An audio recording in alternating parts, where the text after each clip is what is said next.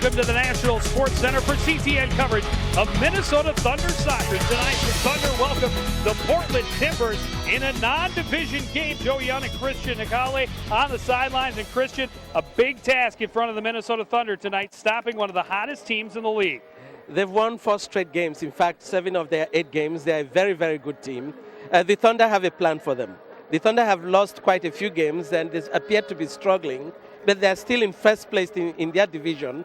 There's plenty of parity because there's just 6 points separating the Thunder and the 4th place team, Indiana, I believe. The Thunder are going to come up with an attacking lineup today, change their scheme a little bit, and let the chips fall where they may.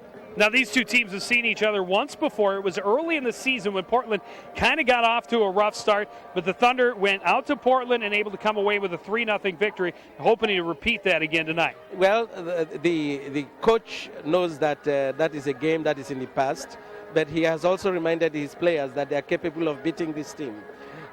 Remember, the Thunder have lost by 1 goal in most of their losses this season, and so they think they can turn the tide today.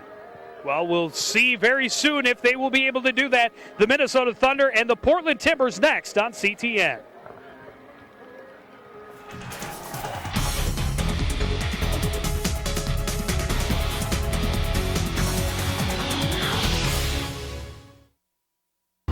You know, this used to be a good neighborhood. Now it's a mess. You got all these polyps running around.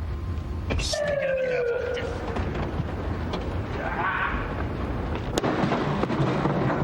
Colon cancer almost always starts with the polyp.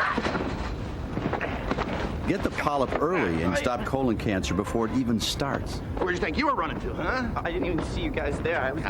Get the test, get the polyp. I want to talk to my lawyer! Get the cure. I got a phone call! Did you do your homework? No. You want to copy mine? No, I'll do it at lunch. Took the test this morning. Do you want the answers? Nah, I handle it. Cheat sheet. Nah, it's okay. I don't need it. Do the work, take the test, make the call yourself. Listen to the ref in your head. Cheating is a personal foul.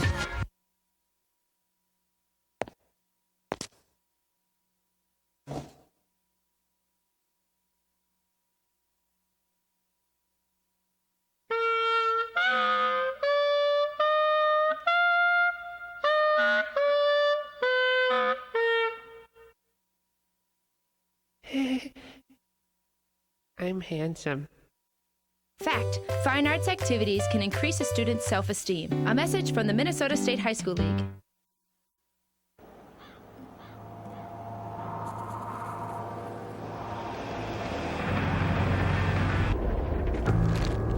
Tobacco companies still spend millions on ads in the magazines we read. Why? Gonna light this up.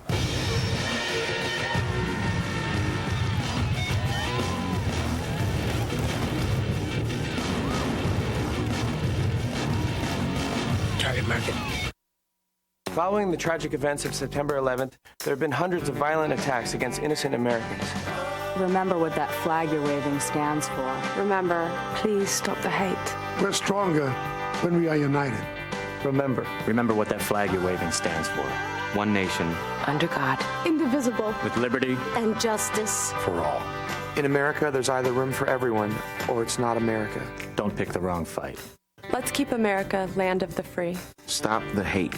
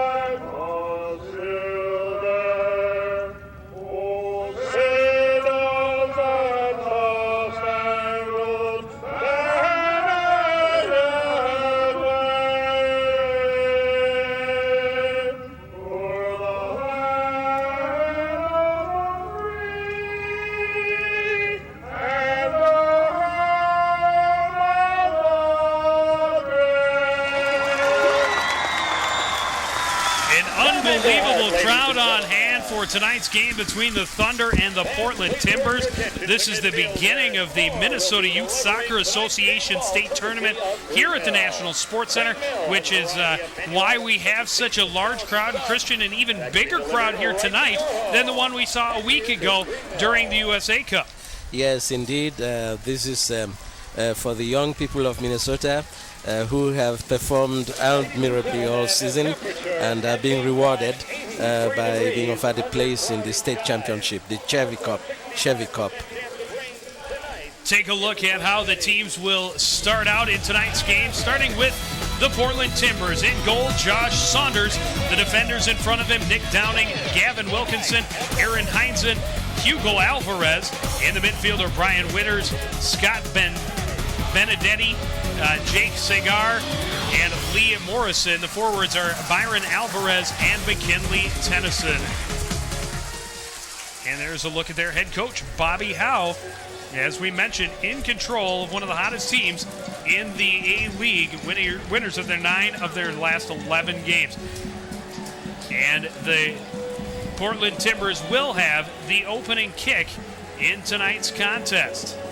The Portland Timbers, with quite a Scottish influence, their jerseys are exactly the same as those of the Scottish Premier team Celtics. This game underway, Portland moving it to the near side and now switching field over to the left. And Christian, as you mentioned a little bit, a very attack-oriented lineup for the Thunder to start tonight's game. Here's a look at how they will line up. Joe Warren, of course, in between the posts. Dustin Brandon, Mark Schulte, Adam Ayer, and Steve Shack are the defenders. Johnny Minyager getting the start in the midfield, along with Jason Willen, Donnie Grimenz, and Marco Ferruzzi. Johnny Torres and Marshall Moorhead up front. And there is Buzz Lagos, head coach of the Minnesota Thunder, trying to get his team to break out of a little bit of a slump. They've lost the last couple of contests they've been in.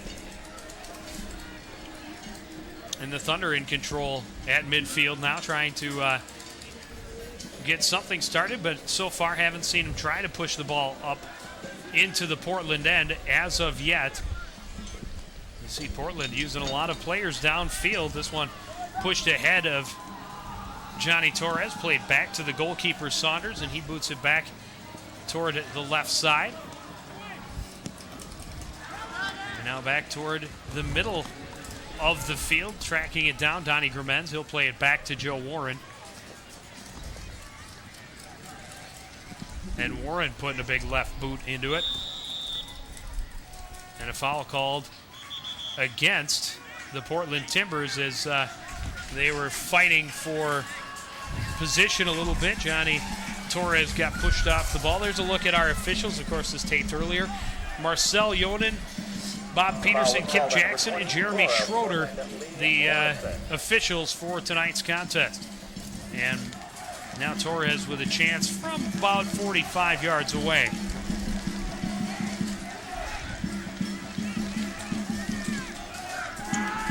Plays it high, looking for the back post, and a foul going to be called in the box, and the Thunder are going to get, oh no, it's going to be called out on the end line. I thought they called a foul there, and it would have been a penalty kick. It's a goal kick, and the Portland Timbers got away with that because Mark Schulte's jersey was grabbed. He was pulled down in that play. Will be drawn in the next 10 minutes. Good long boot. Torres gets position on it. If you'd like to have a chance, and now another foul on the Timbers as Marshall Moorhead sent to the field. Foul was called on that. Number 11, Portland, Ryan Winter. Played back to Dustin Brannon for the Thunder. Long through ball. Running on it is Torres, and he is not quite able to get there. Saunders able to scoop it up just in front of him.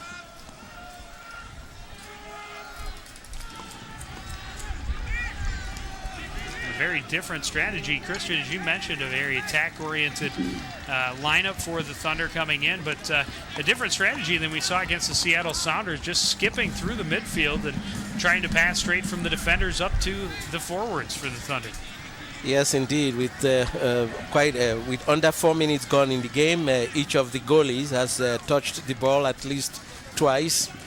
The two teams trying some long probing balls to see how the defenders handle. Adamair turning it around. Steve Shack playing it across. Schulte sends it upfield, but the only one there to track it down is Kinley Tennyson. Played out on the far side, a throw in for the Thunder. Minyanger playing it back. And now into the corner, Donnie Gramenz. A little bit of room. Can't get the cross past the Timber defense. Another throw in for the Thunder deep in the Timber zone. Minyanger playing it across, nobody home. And here's Schulte again, trying to get it back in deep. Watched closely by Seguer.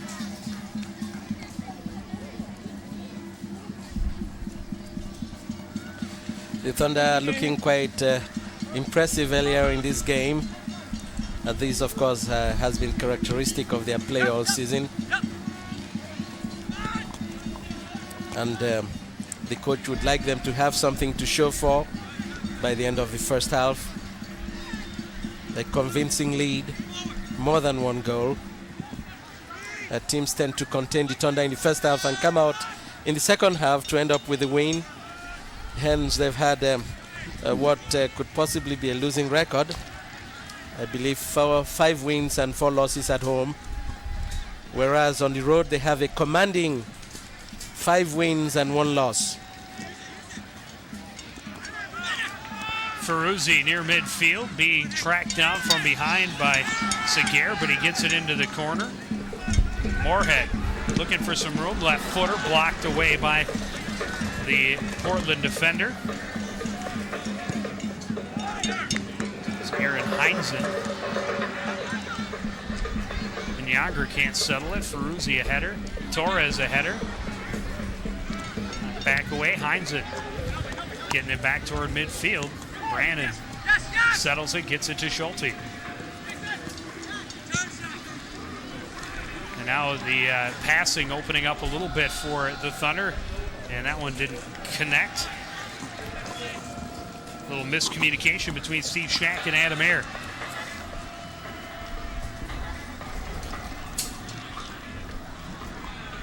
Or Donnie Gramenz, rather.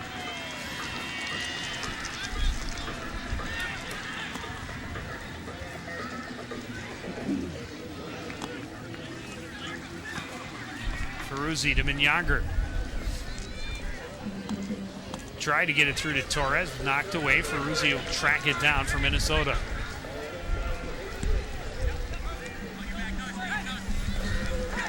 And at least, Christian, in the last couple of minutes, we've seen the play predominantly in the Portland half of the field. And that is always a good start for Minnesota. Well, the Thunder are doing what they said they would do, go out attacking, and they're doing that. They've had quite a few throw-ins on the defensive third of the Portland Timbers. Long through pass for Portland. Nice job by Air to keep the attacker from getting a good angle on the goal, but it's going to be a corner kick, and it will be handled by Hugo Alvarez. First corner kick of the game, and we'll see what the Timbers select to do with it. They will go with the low pass out, and now trying to set something up.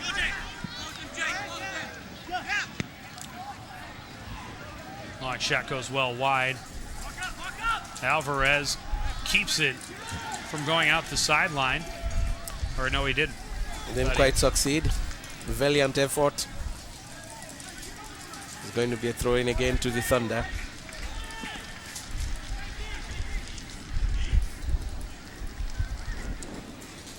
Gramenz, long throw in. Marshall Moorhead, the header to Minyanger. To to Shaq, and now here is Schulte pushing it across midfield. Younger to Torres, looking for some room. His shot partially blocked, and it will go out the end line, and it will be a corner kick now for the Thunder. Great play as the Thunder changed the angle of play and managed to exploit the weak side of the Portland Timbers. The first corner of the game.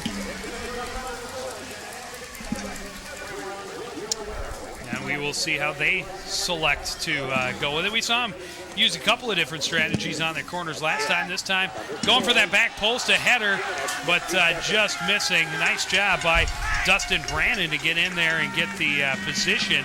It is actually deflected, and it's going to be another corner kick for the Thunder. Johnny Torres going to take it again from the opposite side. The first one is taken right to the middle of the 18-yard box. Brandon doing just a great job of getting the body in there, getting position, and then playing this one played out for Ruzzi coming in, a shot, big save by Josh Saunders. Rebound, Minyager fires it high. So the Thunder putting a little bit of pressure on and getting the fans to give them a nice round of applause here. And that could be a big factor in today's game as well, is if the Thunder can get the fans into the game and kind of help keep Portland off balance. That corner kick was a varied one, a short one to the, not quite the near post, but the top of the penalty area, setting up Firuzi for the shot, and a little bit of bet for the miscommunication. The Thunder could have scored that goal. The communication didn't go well between Johnny Menyonga and Max Schulte. And very quickly the ball is played up front, being controlled at the Thunder half by Thunder now. And now Schulte with it. And we're already seeing a little bit different strategy. As I mentioned early on, the Thunder just skipping the midfield and going for the long through pass from defenders to forwards, and now a little more willing or ready to play it in the midfield and try and set something up. Donnie Grimenz on the near side trying to track down the bouncing ball, but can't keep it in. It'll be a throw-in for the Timbers from in front of their own bench. The Thunder, of course, varying their attacks, using the midfield when it's necessary, but also trying some long probing balls for their skilled attackers.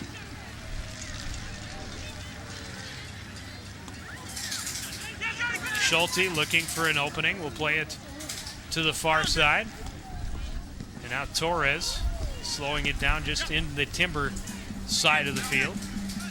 And they'll work it back to Brannon.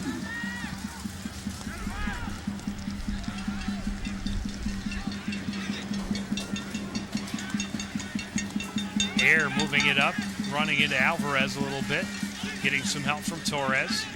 Shaq playing it to the far side. And now Minyager with a shot that goes through. Saunders scoops it up. Shot was taken by number 10, Johnny Minyager. And keeps the game scoreless.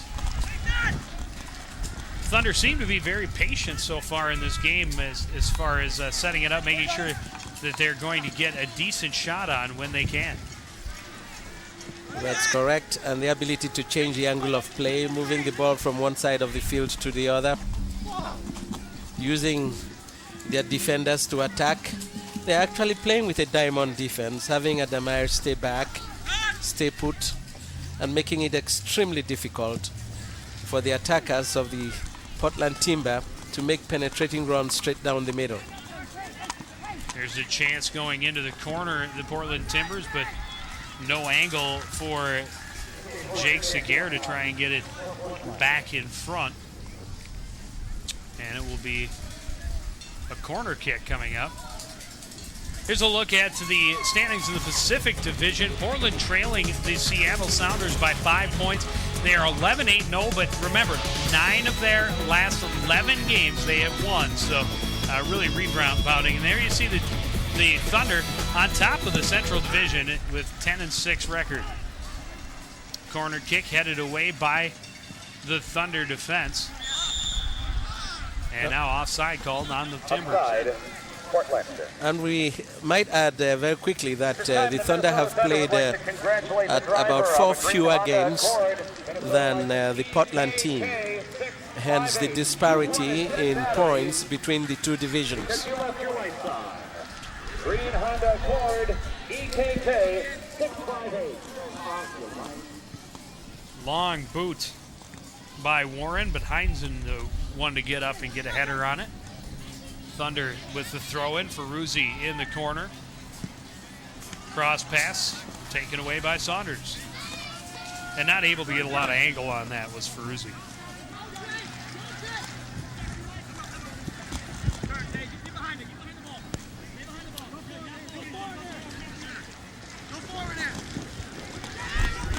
Now, Christian, we talked a little bit about the Thunder in a bit of a slump at this point. You've mentioned that they've had a couple of one-goal losses.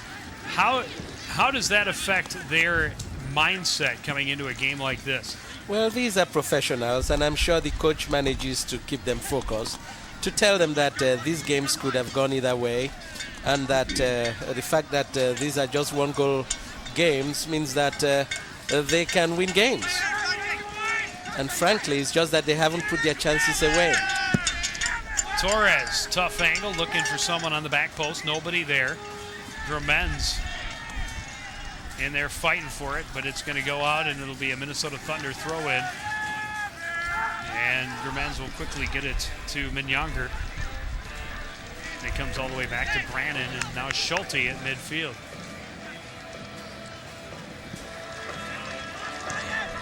Look at the dangerous setup. Nice job by Torres to use his body to block out the defender and give Minyanger some opportunity. Now Minyanger called for a foul near midfield.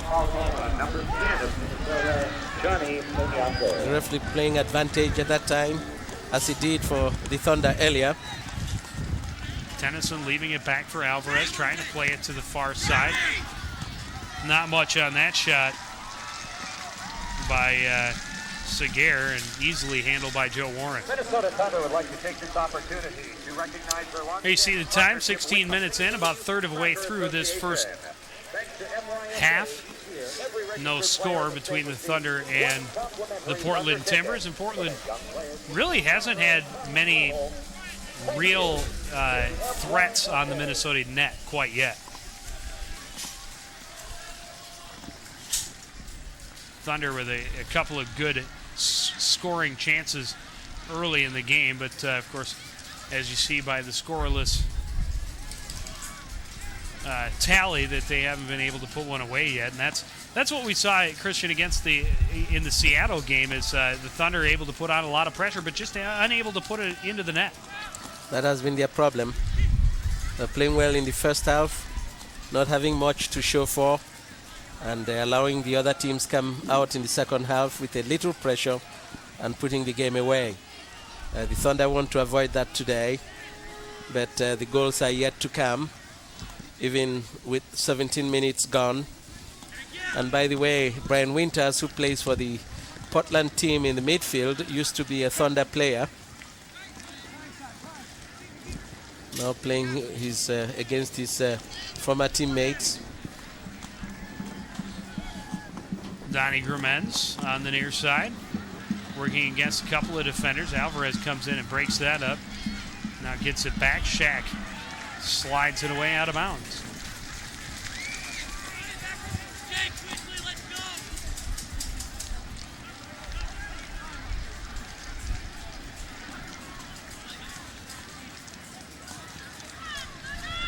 Shaq stepping in front of Tennyson to take the ball away. And here come the Thunder again. Ferruzzi into the Portland end, slowing down, hands off to Minyanger. They'll play it back to Schulte. And again, Christian, we're seeing that nice patient setup time by the Thunder, and they're finding a little bit more room now in the midfield. Menyanger finding his way through, looking for help. Shot by Torres just over the net. A great setup by Menyanger with a dazzling moves, tapping the ball, setting Johnny Torres up for the volley. Here he regains the ball, taps it, and the half volley just sails over. Great setup.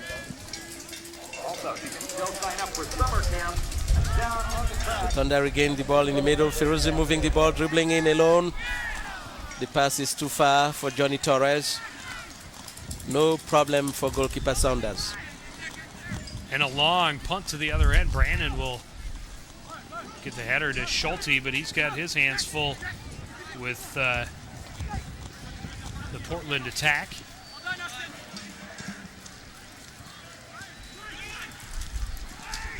There's Brian Winters trying to play it in, knocked away by Brandon, out of bounds right in front of the Thunder bench. And the Thunder having their guys behind the ball on their defensive end very quickly. I counted 8 Thunder players back there in that attacking sequence by the Portland Timbers.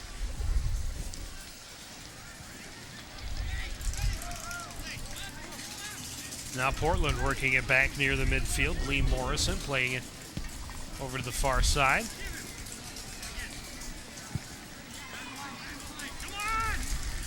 Here's Morrison again. Downing moving it into the corner. Or Heinzen, rather. Now Morrison getting it back. Now Portland doing the same thing we've seen the Thunder doing and being very patient in the midfield and looking to draw the Thunder out of placement. But really the Thunder doing a nice job of marking the Portland forwards.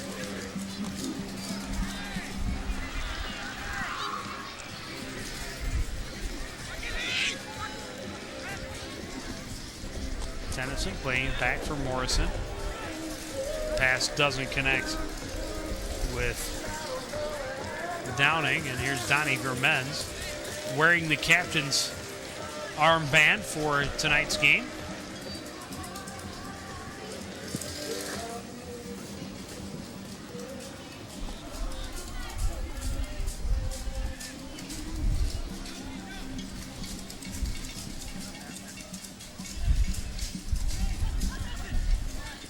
Here's a look at the Thunder's scoring leaders, and Johnny Torres leading the way in just about every category offensively, and of course Joe Warren with all the goalkeeping leading stats. But a big number to look at, that's 6 shutouts for Warren.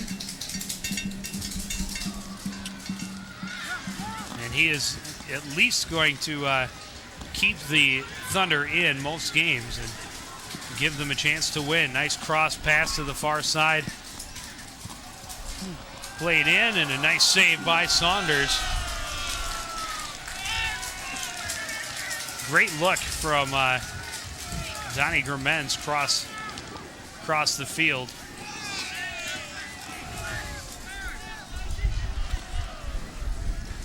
It's not certain whether he intended to cross that ball or simply lob it the way he did over the keeper. In any case, it looked quite dangerous. Long through ball, trying to get it to Tennyson, but Brandon there for the Thunder.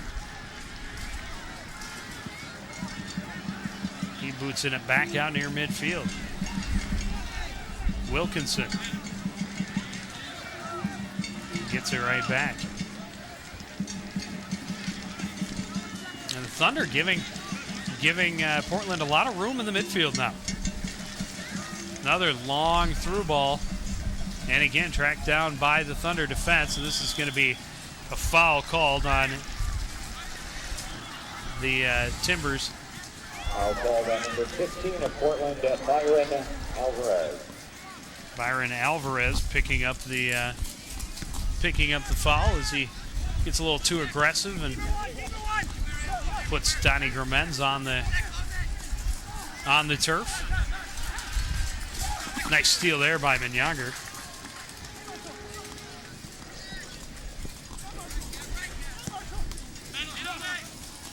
Trying to get it to Torres in the corner.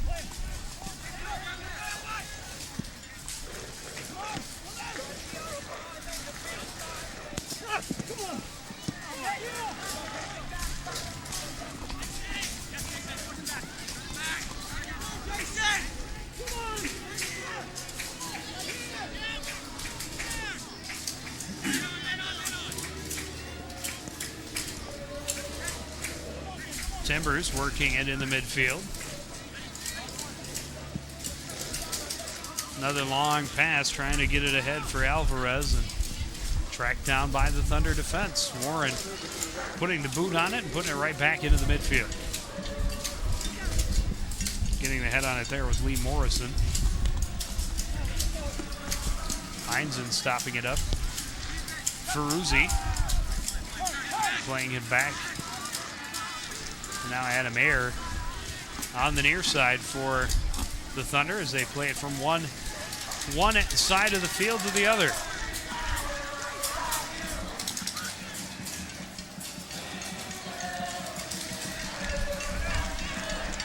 Downing trying to clear, but Ferruzzi breaks it up. Minyanger back to Ferruzzi. That's broken up nicely by Wilkinson. And here is Alvarez on the near side with some room for the Portland Timbers. Cross looking for Tennyson, broken up by Brandon.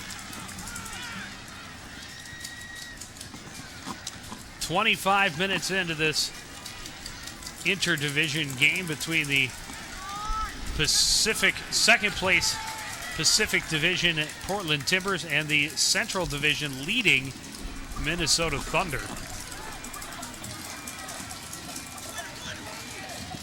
Torres playing it to the far side.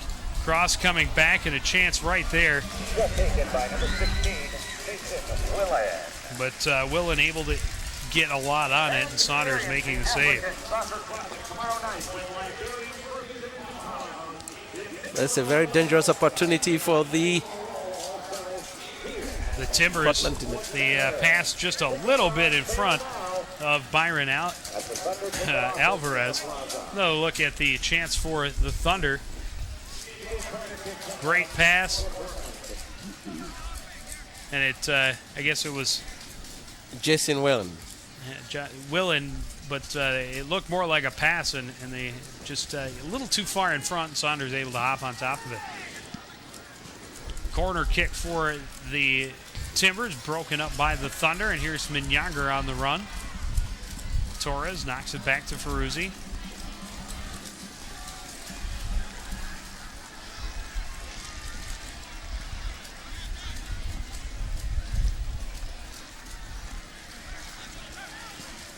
You talk about missed opportunity, Christian, for the Minnesota Thunder, and they've had a couple of opportunities already in this game, and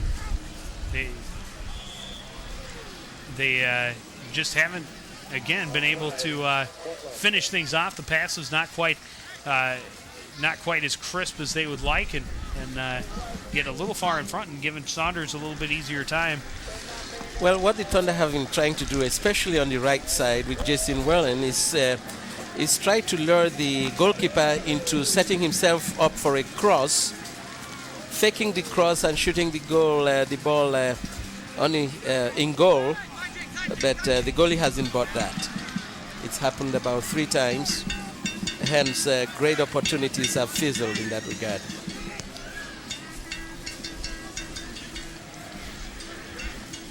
Timbers playing it back to their defense now.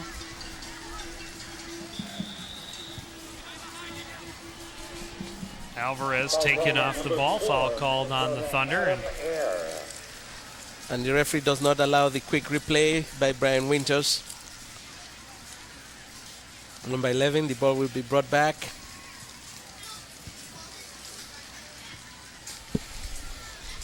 Another look at what happened, and Alvarez bumped off the ball just a little bit too hard. Foul called.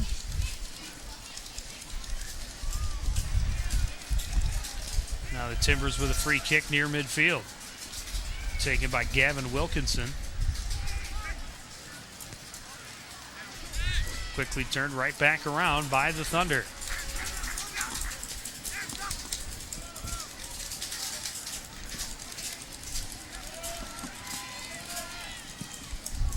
Nice passing from the Thunder.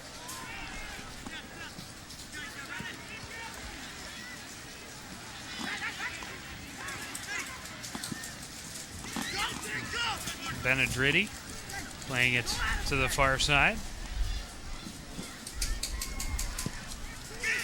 Cross looking for Tennyson, but Joe Warren able to come in and grab it. Again, it seems that the Timbers setting things up for that cross pass, but so far they haven't been able to get it to connect either. And but they are getting into some very dangerous territory for the Thunder early in this game. That's correct. Benedetti has looked very, very dangerous. Number 14, that is, Scott Benedetti, taking on the Thunder defenders on that side and causing a lot of problems. The Thunder would have to be able to find a way to contain him, or else a lot of their damage may come from that area, from the left flank. Well, and you mentioned a couple of times that the Thunder would really like to get something on the board in this first half, and now about 2/3 of the way through the first half. Do they start feeling a little bit more anxious to get something done? Well, they have to be in the moment of playing the game and stop worrying about the fact that they have not put the ball behind the net. There is a foul there, and it's not called. A throw-in. That play fizzles.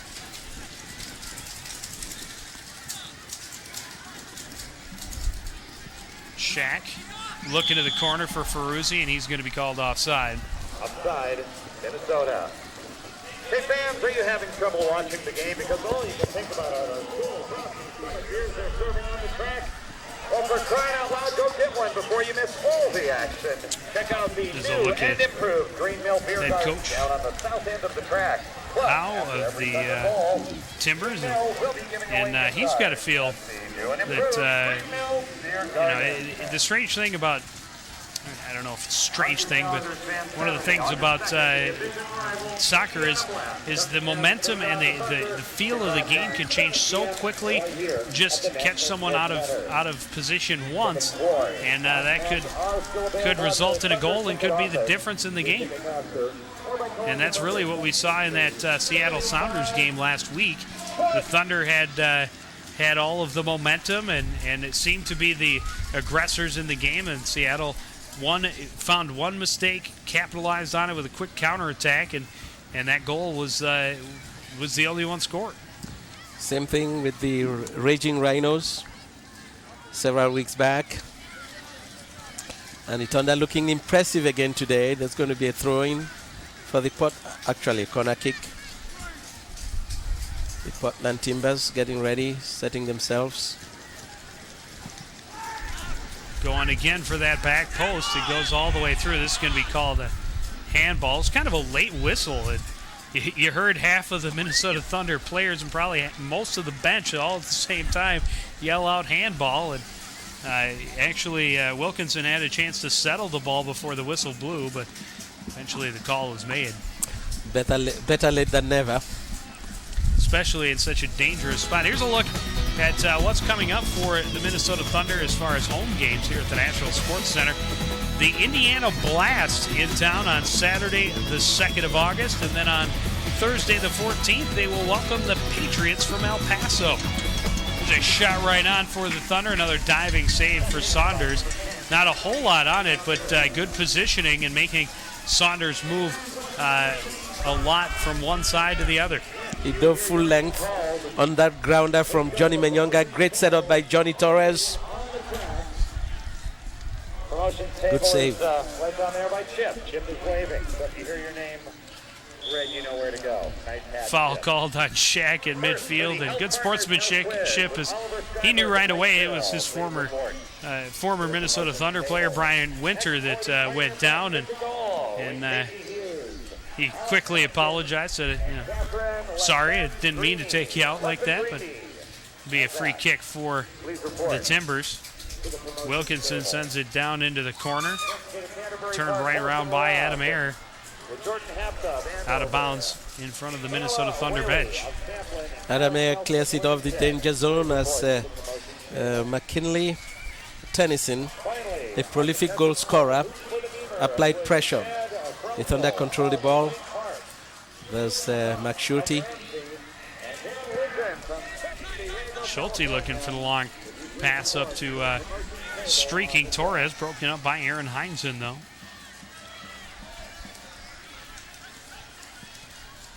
Now Alvarez sending a long pass, nobody home for Portland. And Warren will just quickly play it to Adam Ayer. A little over 10 minutes remaining in this first half, and the Thunder, certainly the aggressors, have put a few more shots on the Portland end, but really when it comes down to it, you can put all the shots in the world on goal. As if they don't end up in the netting, they don't matter that much. Chance for Willen on the far side, passing it in and headed away by Wilkinson. A tremendous experience.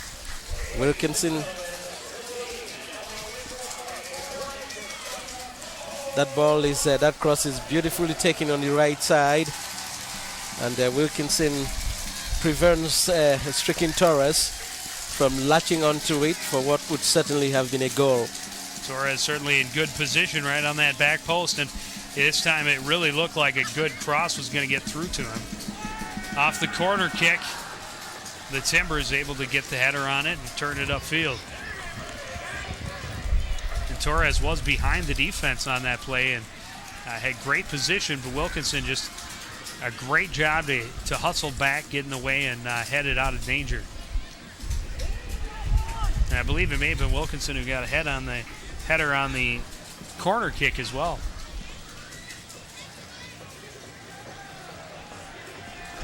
And Younger playing it ahead to Moorhead. Torres with some room on the far side. Coming in, he's got 3 defenders in front of him now. Nice move, the shot just wide. And it'll be a goal kick coming up for Portland. Good footwork by... they're going to say that it was deflected out, so it'll be another corner kick coming up for the Thunder. Great counter-attacking play as Torres takes the ball solo deep into the zone of the Portland Timbers. It does, in fact, look as if it was deflected. Torres sets up for the corner kick. Torres with 6 goals and 5 assists. An impressive record this evening. There's the corner kick. It's headed out. Brandon got there, got the header on it, but couldn't quite get the angle, and it spins out far wide on the far side.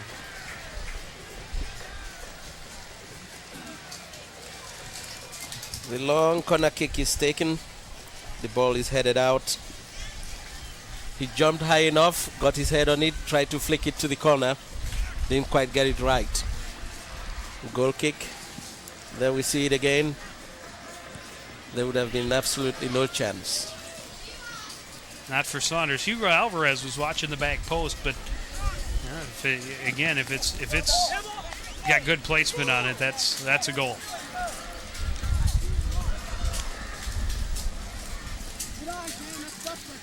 Time ticking down in this first half. See it 37.5 minutes in, so 7.5 minutes left. I don't think we'll see a lot of time. We haven't had any injuries or major stoppages, so I don't think we'll see a lot of extra time here in the first half.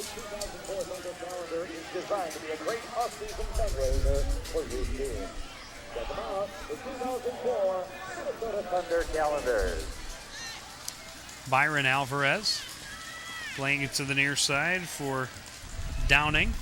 Downing with some room, trying to get it into Tennyson. That's knocked away and out of bounds by Adam Ayer.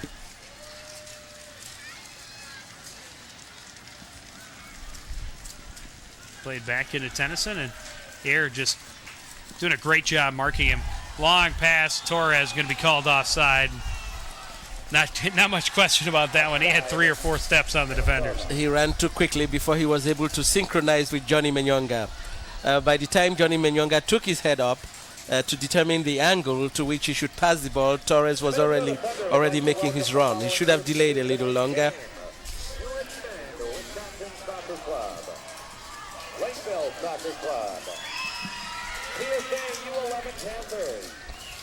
Flagged down for offsides correctly.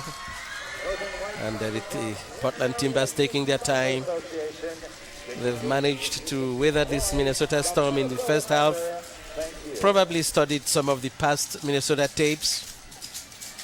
They know that this is a team that comes out in full throttle at home, but have not been quite successful in maintaining the same tempo in the second half. Donnie Grimen stepping in, and we've got Portland Timbers player down. Looks like Nick Downing. And Donnie Grimen's disagreeing with the play. It appears he was kicked on his Achilles heel. On the right of your screen, Donnie Grimen comes to clear the ball and gets the gentleman on his Achilles. And that is number 19, Downing, Nick Downing. And that is going to be a free kick for the Thunder. For the Timbers. I'm sorry. Be taken for by the Portland Timbers. By Hugo Alvarez. And this Timbers, is a dangerous Thunders.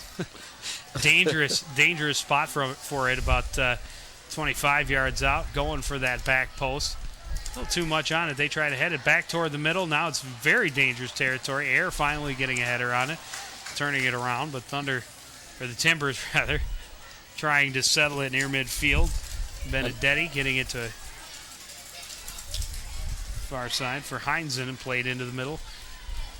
Marco Ferruzzi settling it for the Thunder, and now Schulte playing it back near midfield. We're under 5 minutes remaining in this first half. Nice move. Shot, save made by Warren. A very dangerous solo play there. Jake Seguer putting the pressure on, and some fancy footwork to open up a nice shot.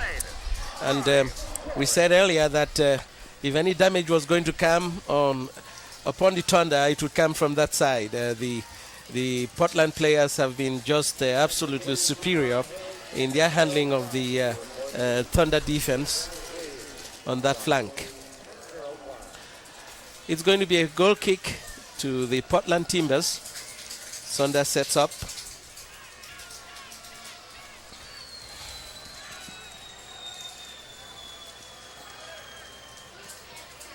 Tennyson getting the header on it. Hugo Alvarez trying to play it to Byron Alvarez in the corner.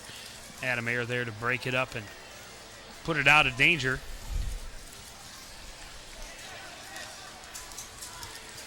The Timbers appearing to be gaining tempo as the minutes die down quickly in this first half. Just about 3 minutes left. The Thunder gaining possession. Long pass, and Warren comes out to take it away from Hugo Alvarez. Gromens now on the near side.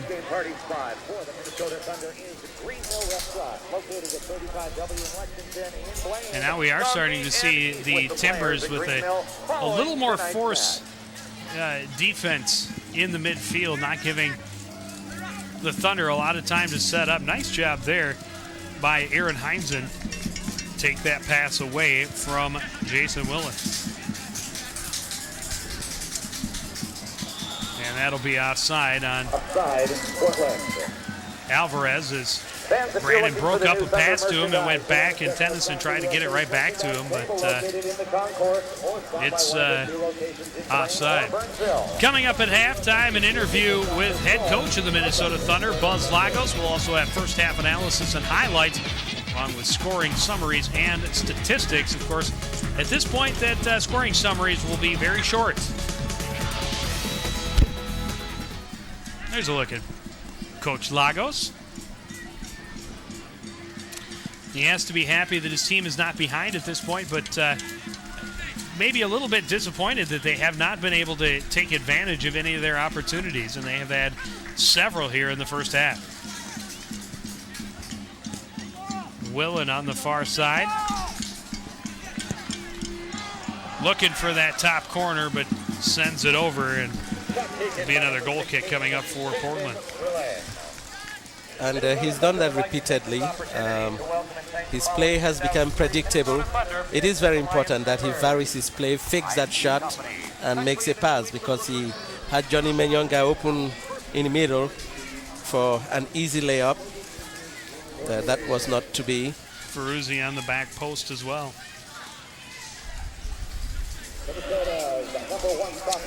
Down under a minute remaining in this first half. Summer camps continue.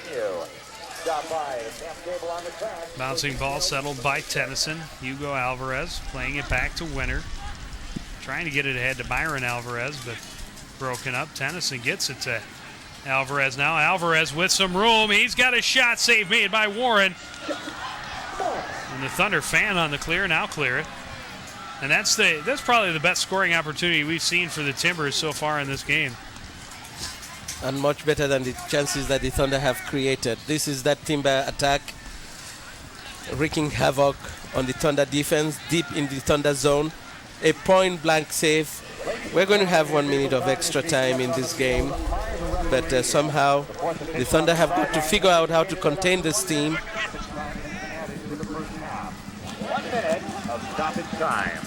McShulty on the counter-attacking run. Much space to cover.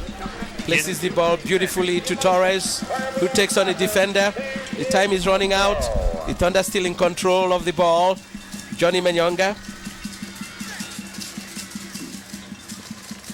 Whalen. Schulte. Thunder not showing a lot of urgency, even though we are into extra time here in the first half. Donnie Grimenz on the near side, looking for the cross, broken up by Wilkinson. And cleared back out, and that will do it as the whistle sounds for the end of the first half. The Timbers and the Thunder scoreless after 45 minutes of play. And we talked about it from the very beginning. The Thunder really need to be able to capitalize on their opportunities, and so far in the first 45 minutes, they have not been able to do that. This is a half in which the Thunder again played the game, but came out with nothing to show for, and going to the locker room. And I presume they'll be talking about how to contain this Timbers attack, because when they come out more frequently in the second half, they are likely to cause a lot of damage. They're able to take on those Thunder defenders one-on-one and prevail. You can't allow that to happen. Well, we've seen it a couple of times here in the games we've covered here on CTN that the Thunder, one of their downfalls is allowing teams to hang around and giving them an opportunity to come back and win it late in the game. That is correct. The good thing is that they have the entire second half to work on adjusting their strategy so that they do not concede a goal and have the Timber go into their shell as the other teams have done. If there were anything that the Timber coach would wish for, is for this game to end up in the first half in either a 0-0 tie or a 1-0 on the Thunder's behalf, because they know that the Thunder haven't seen the best of them yet. Well, we'll take a short break and be back with head coach Buzz Lagos, and of course that first half stats and highlights after this.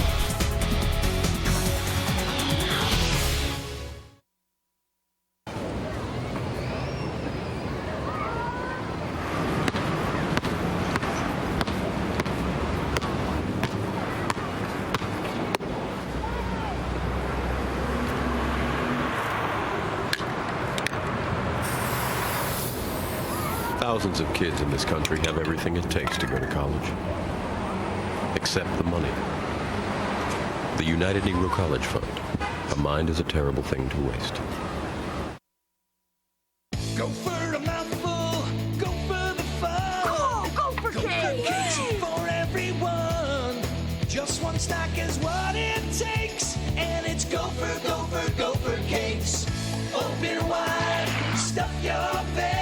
cakes. There's always room for more gopher cakes. Empty the box, they're reload. Eat those gopher cakes till you explode. Exercised lately? Till you explode. Give me a couple. I'll take one. I'm good. Abe, are you in? There's a better way to have fun with history. Visit americaslibrary.gov. Log on, play around, learn something. Yeah, can I get a cheeseburger and fries, please? That'll be $4.29. There's 4. I got some change.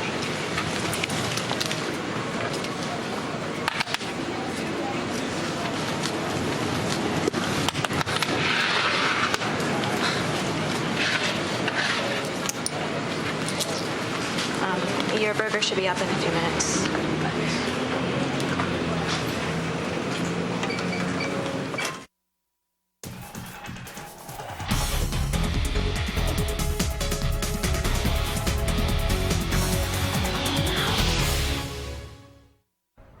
Welcome back to halftime. Joining me today is head coach of the Minnesota Thunder, Buzz Lagos. Thanks for being with us.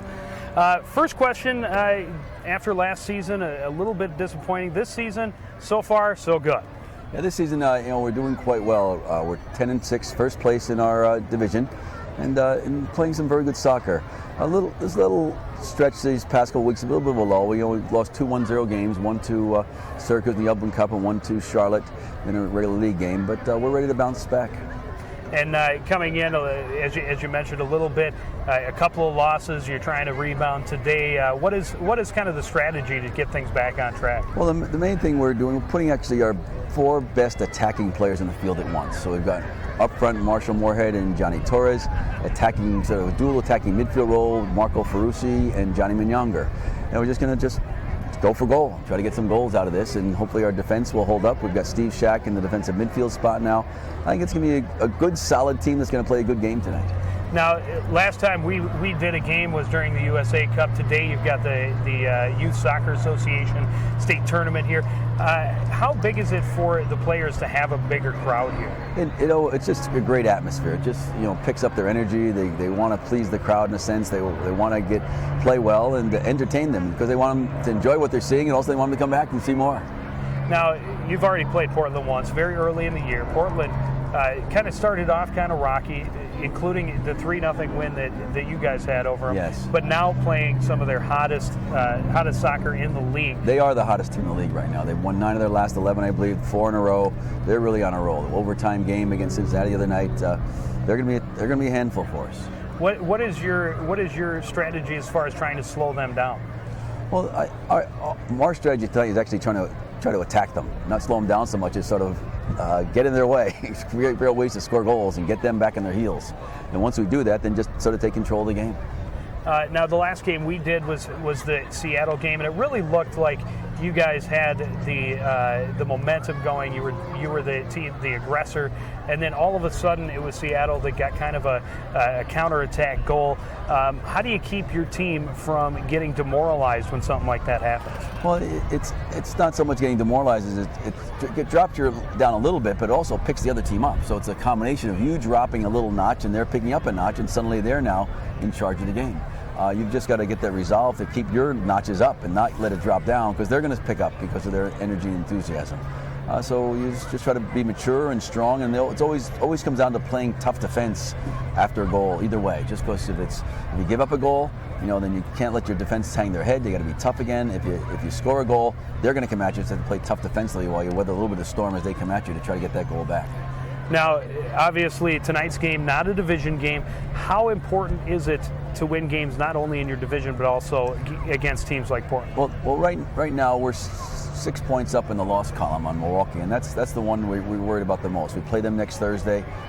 We'd like to distance ourselves even further from them with a win tonight, and that would make it impossible for Milwaukee to catch us. If we lose tonight, then Milwaukee's got a chance to catch us next Thursday night, and we don't want that to happen.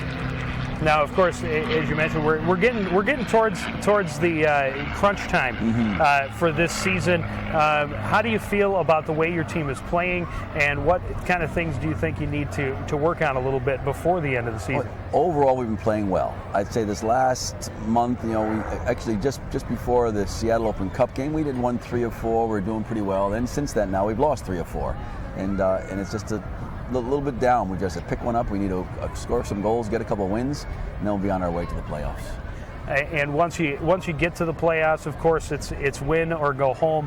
How does that factor into the team mindset? Well, these guys are used to those situations. It is the end of the season if you lose, so you don't want to. So it does two things. One, you have to have more focus and energy playing, but you also realize that your opponents are in there battling too, because it's their death knell if they don't win the game too. So players become exciting. It's great soccer for people who like competition, and our guys tend to thrive on it. All right, well, we want to thank you for joining us for halftime, Coach Lagos. We will be back with first half highlights and analysis right after this.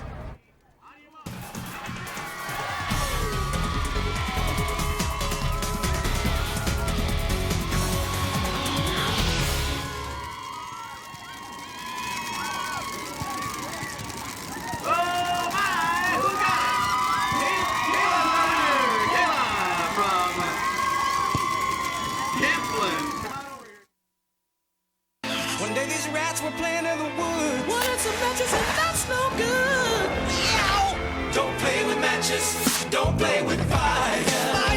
Sort of gorgeous force is what you desire. Don't play with matches. Don't play with fire. Only you can prevent forest fires. Fire. Tommy, I'll play catch with you. No thanks. Daddy'll be home soon. But he's late. I thought you forgot about me. Oh, never, Tommy. Daddy did something really, really stupid. Hey, what happened? Just running by the tracks and the train was coming and slipped and fell, slipped and fell.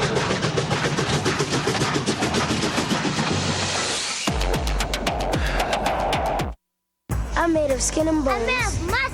Eyes, nose, my imagination, forgiveness. All I think and all I feel. I'm made of skin and bones. What's inside me? Love, honesty, and truth. I give you love and hope. We are made of many things.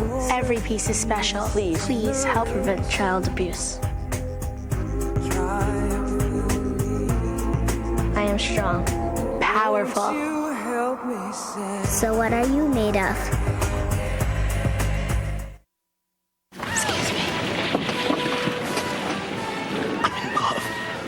Hey, kid. My friend wants to know if that girl will go out with him. Pass it down. Hey, Grandma, ask the girl on the end if she wants to go out with this loner. The young man wants to know if the girl over there is a donor.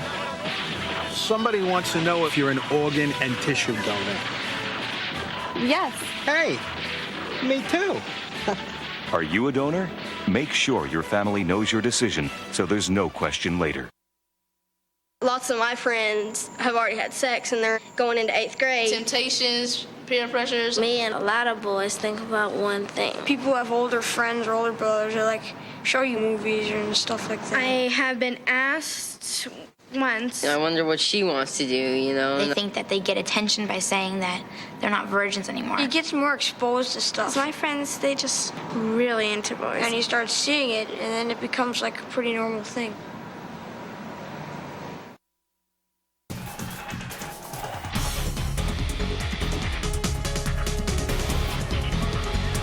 Back at the National Sports Center in Blaine, a scoreless game between the Minnesota Thunder and the Portland Timbers through the first half.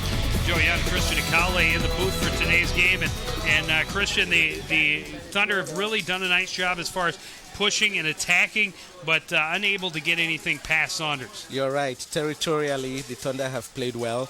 They've managed to change the angle of play beautifully, the setup, the sequence, the build-up, but somehow the plays have not resulted in any real threat on the goalkeeper. And the best chances have come through Whalen's balls, but he's tended to shoot them at the goalkeeper rather than crossing them in the hope that the goalie will be playing the cross and then surprising him, but that hasn't worked. And he needs to vary that. Well, and this game is so far very similar to the last game we did here for the Minnesota Thunders when they played at the Seattle Sounders. Scoreless through the first half. The Thunder kind of dictated the tempo and were the ones with the aggressors and putting more pressure on. But when it came down to it, it was one mistake, and it ended up in a Seattle goal, and that was the difference in the game. And the Thunder have to make sure that doesn't happen again tonight. They have to make sure that doesn't happen again. The ghost of these last 3 games they've lost at home against the Raging Rhinos, as you say, against Seattle, and another game they lost. They played so well in the first half and ended up conceding a goal in the second half. And as soon as they concede a goal, the opposing teams just go back into the containment scheme, and it has worked for them. All right, well, let's take a look at some of the first half highlights. We talked about all of the chances for the Minnesota Thunder. They have put a lot of pressure on the Portland goal, but so far unable to put anything past the goalkeeper, Josh Saunders. Here's a chance for Johnny Torres setting up Johnny Minyanger, and Minyanger with a good look and got the shot through, and Saunders had to move a long way to his left and lay out in order to make sure the game stayed scoreless, but he's able to do that. The Thunder with a couple of good chances off the corner kicks as well. Johnny Torres puts this one into a great place right in the middle of the net, and Brandon able to get a header on it, but unable to get enough of a change on the angle. But really, probably the best scoring chance of the game for either team came for Portland late in the game as Byron Alvarez broke behind the defense and put that shot on Joe Warren right there, and Brandon had a little bit of a tough time clearing it, but fortunately was able to do so. And as we look at the numbers, they are severely one-sided. The Thunder with 13 shots, just 2 for the Portland Timbers in that first half, and the numbers certainly favor the Thunder, but as we've talked about several times before, the only number that really matters is that top one, and neither team able to put one in the goal quite yet. And not to be fooled by the lopsidedness of these opportunities, the Timbers had the best of the chances. The quality of the shots, these 13 shots from the Thunder, are nothing to write home about, actually. And a great crowd on hand and being treated to a pretty good game through the first half. Just no scoring yet, but so some things to get excited about, some good chances at least for both teams, and this huge crowd for the Minnesota Youth Soccer Association State Tournament. Packing you can hear me. I hope the stands here at the National Sports Center, and hoping to see the Thunder come out in the second half and break out of their slump. You're right, and lest we forget, this has been a very well played game. A very well played game tactically. The Thunder build-up has been impressive. It has, it's just that it has tended to fizzle on the attacking third. The Timbers have contained the Thunder well, taking away the great opportunities the Thunder would have been able to create. That speaks to the strategy that they are using here today in an away game. Most teams playing away tend to play that containment in the hope that they'll have a counter-attacking play, score a goal, and go back to their shell. And this is working out more for the Thunder. For the Timbers, and the pressure is a lot more on the Thunder.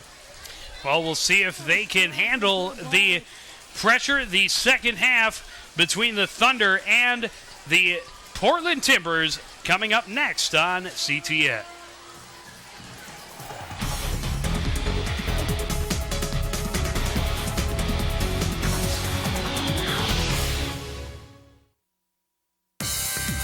I'm an official because I can be part of the game, not just a spectator. I'm involved. I'm a mentor to the kids so they learn the game and respect the game. I've enhanced my leadership skills. I'm more disciplined. And I've learned to be fair-minded in tough situations. Officiating isn't easy, and it's certainly not for everyone. But it could be for you. Call this number below and find out how you can become a sports official in your community. Make the call.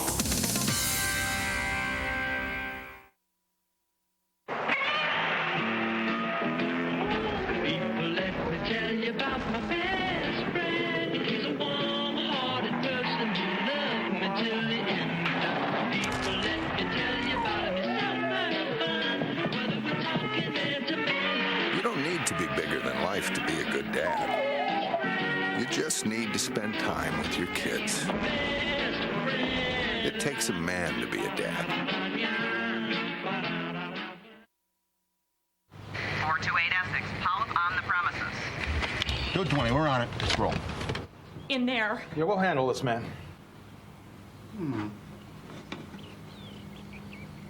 What? We're ready to be very civil about this.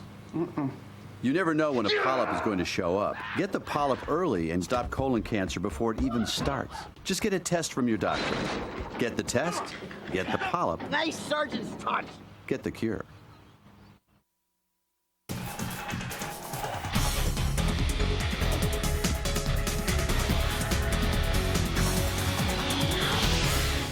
Just about ready to get this second half underway between the Minnesota Thunder and the Portland Timbers. We'll take this opportunity to tell you about the next time we bring you Thunder competition here on CTN. A 7 o'clock start when the El Paso Patriots come to town. That is live here on CTN at 7 o'clock Saturday, August 16th. And hopefully at that point we'll be talking about a Thunder winning streak instead of a Thunder losing streak. And of course, we'll be getting close to playoff time at that point as well. The picture will be shaping up at that time.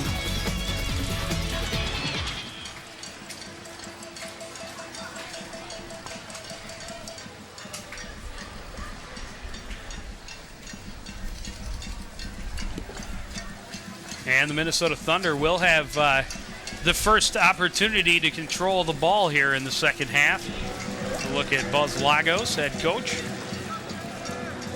Has to be feeling a little bit concerned, if not overly concerned at this point, but a little bit concerned about making sure his team doesn't have those defensive breakdowns that allow Portland to get a quick counterattack and take that lead. And the second half.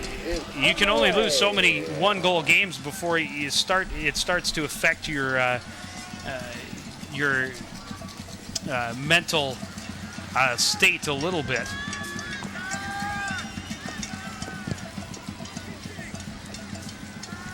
Ball goes out on the far side. It'll be a throw-in for the Timbers. Be handled by Nick Downing. Downing took a hard hit by Don Gramenz in the first half, but able to get right back up.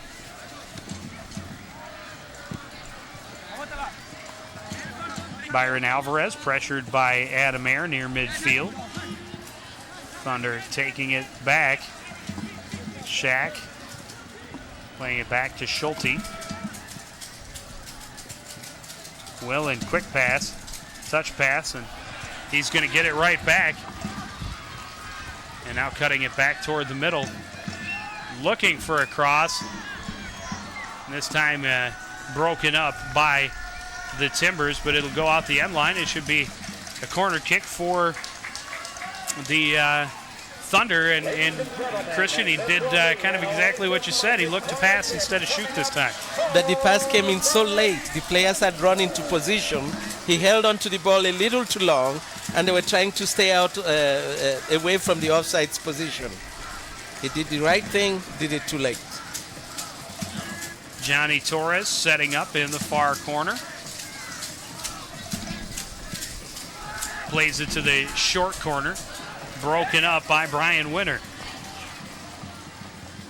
Ferruzzi tracking it down. And here's Willen near midfield. Trying to get it to Torres in the corner, but broken up. Wilkinson. And now some good touch passing for the Timbers.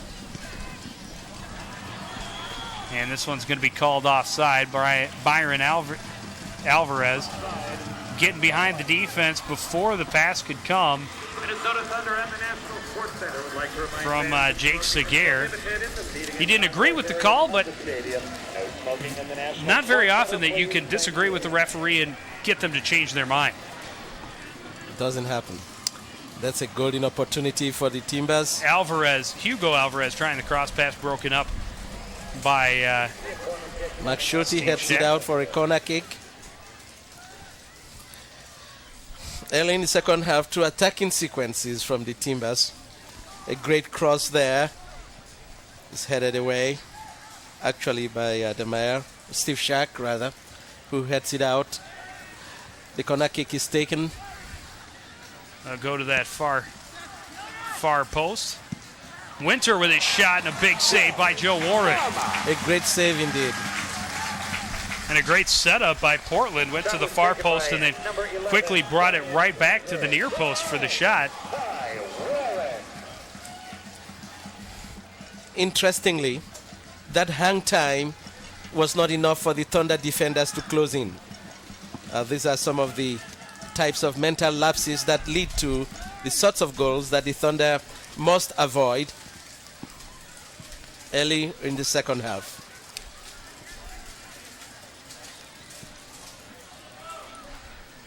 Played near side now for Aaron Heinzen. He'll get it back to Benedetti.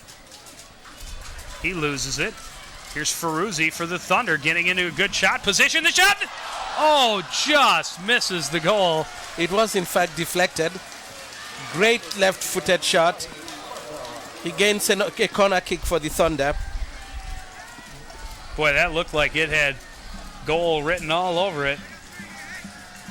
Oh, it was deflected early, okay. It was a big deflection by the Portland defense. And now Torres setting up in the near corner for the corner kick. Going for that back post. Headed back into dangerous territory, but nice job by Saunders and to scoop it up. And a foul called on the Thunder. It's going to be a free kick. A pushing foul.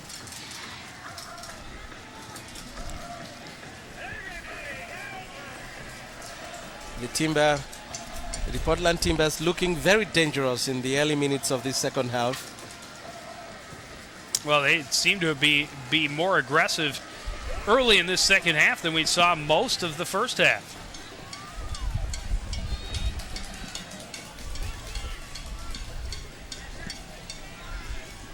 Ball bouncing back and forth in the midfield.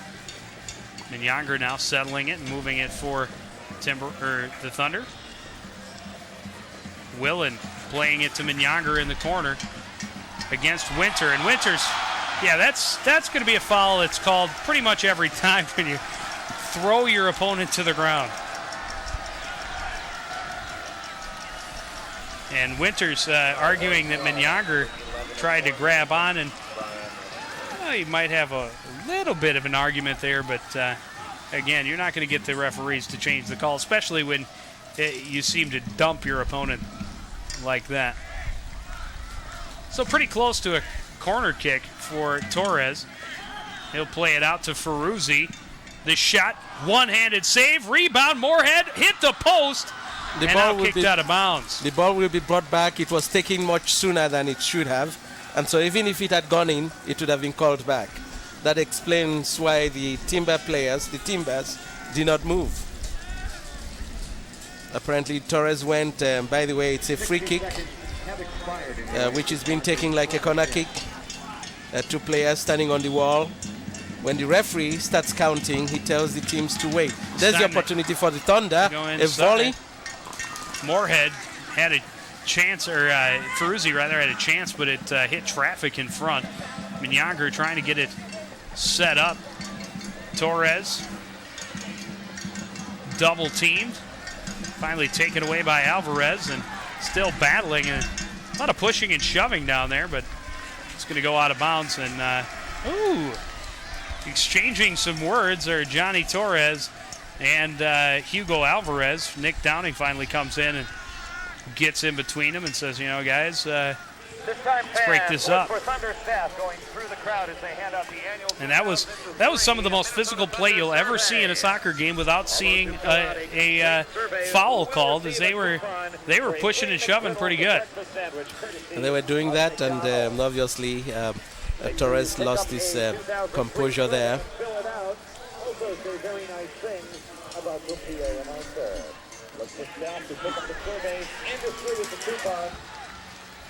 Through pass, Torres hustling, knocked away by Lee Morrison. And it'll be a Thunder throw-in from the far side.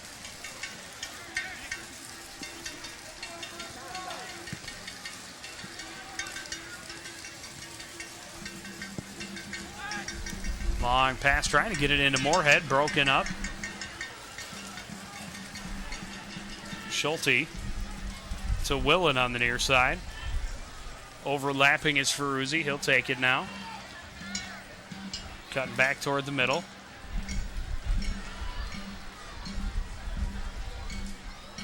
Got it to Shaq. Now here's Minyanger with some room. Tried to get it into Torres, knocked away. And it seems that, Christian, the Thunder really seem to want to pass when they should shoot and want to shoot when they should pass. I mean, that was Minyanger had some room, and it looked like just an extra one pass too many on that attempt. The challenge there for him is that he doesn't trust his left foot, and so not having the good right-footed opportunity, he tried the pass, and the sequence fizzled. There's a professional foul. The goalie waves, or rather the referee waves to the players to play on. And I'm not sure that Byron Alvarez really meant to take down Adam Ayer. It looked like he got caught up, tripped over his own feet, and kind of, or Schulte rather, he took Schulte down with him. And that's you know, when there's no advantage because of the foul, many times you'll see them see the referees allow the play to continue. Yes. This game is being played at a frantic pace this second half. The Thunder intent on caging the Timber in. Here's a chance for Minyanger. Oh, knocked away by Aaron Hines. A great pass there, set up by Marshall Moorhead. And that was a game-saving slide by the Timber player, defender, who clears it out for a corner kick. Well, it's a dangerously streaking Johnny Minyanger. That's one benefit the Thunder have is Minyanger and Torres have so much speed that they can really be dangerous with just a little pass like that. Pushed ahead by the Timbers. Nobody there but Don Germans for the Thunder. And the counterattack did not result in anything. The Thunder in control of the play again. Playing more purposefully this time. Making those passes sooner. A little bit of electrifying play there by Johnny Torres. It doesn't work. As I was saying earlier, the pace of this game is frantic. Both teams playing with a lot more purpose. Determined to make something happen. There is an opportunity for the Timber. That ball is won by Adam Ayer deep in the Thunder zone. He clears it out of the Thunder zone, the danger zone rather, and it's going to be a throw-in for the Portland Timbers.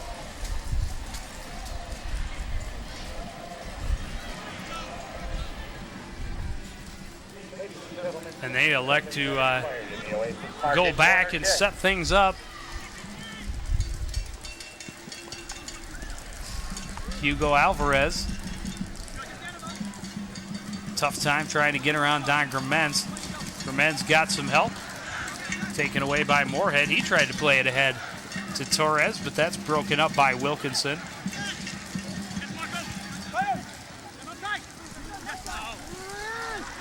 Byron Alvarez goes down, grabbing his ankle, but no foul called. Here's a chance now for Torres running on the far side across, and too far in front of Marshall Moorhead and easily scooped up by Saunders. And again, it seems that that cross comes just a second earlier, and it could have been a bit more dangerous. Check them out at their website at newhorizon.com. Foul called on number 12 of Minnesota. Steve Shack picking up the foul near midfield as Scott Benedetti hit the deck. And that gains a yellow card for him. Ladies and gentlemen, yellow the second yellow card in this game. Yep. Both to the Thunder. Steve Shack with one, along with Don Germans. In the 58th minute.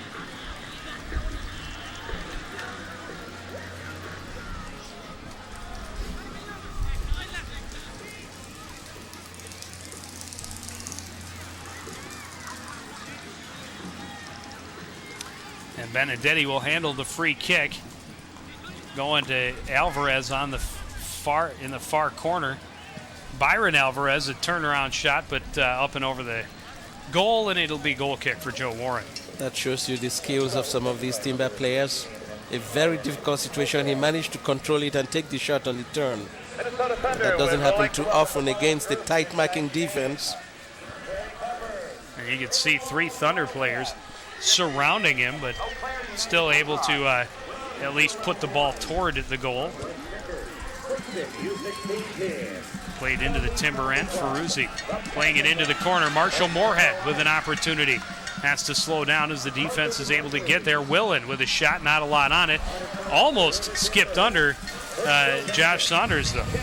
Willen with the enviable opportunities to set the Thunder up several times in this game has really not succeeded. Bringing it up the far side is Nick Downing. And so far, really not challenged at all as he brings it into the Thunder end.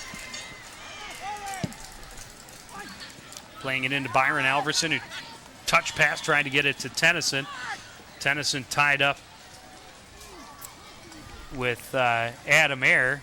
He actually pushed Adam Ayer away from the ball, and the referee wasted no time in calling that. Well, we'll take a quick second to ask you what you think about what we do. Any questions, concerns, comments about this or any other broadcast you see here on CTN Sports? Give us a call on the feedback line, 763-767-6526, the number to call, or you can email us at sports@ctnstudios.com. That's sports@ctnstudios.com. Of course, you can use either of those avenues to try to obtain a copy of today's broadcast as well. 763-767-6526 or sports@ctnstudios.com. Ferruzzi throwing it in deep in Timbers territory.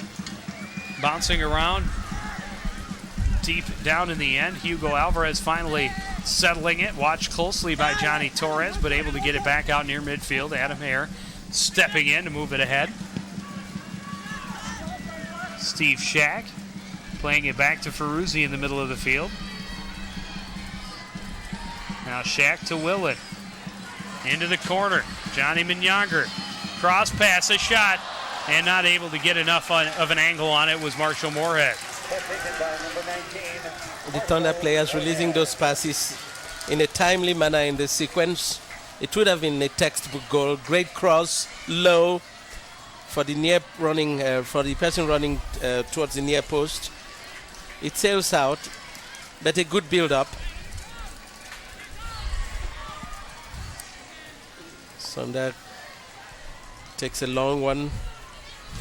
Brannon really good at using his height and his jumping ability to get up over opposing players and get the header on the ball.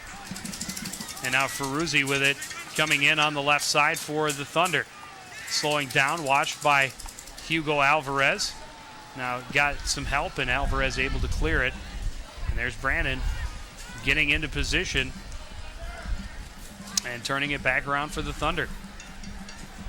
And there you see 8 players back in the defensive end for the Timbers. And you talked about it a little bit at halftime, that when you're on the road in the A-League, a lot of times you will play a containment and a very defensive style and hope to score on a counter or a mistake by your opponent.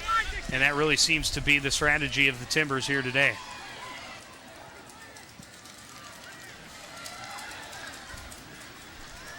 Minyonger has it taken away.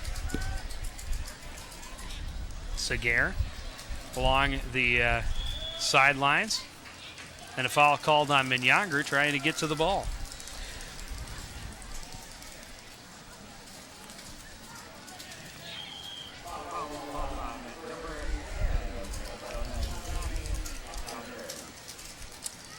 You see Johnny Minyonger. He has been a very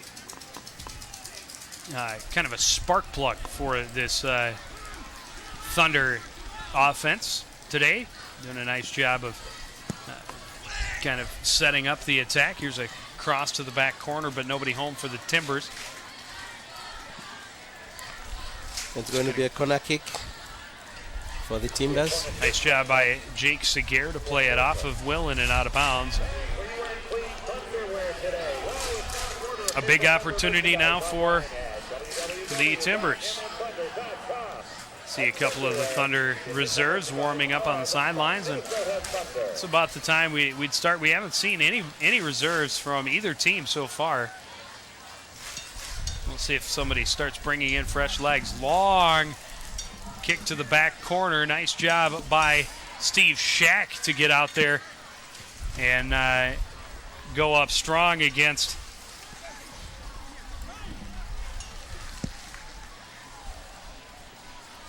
the Portland attacker.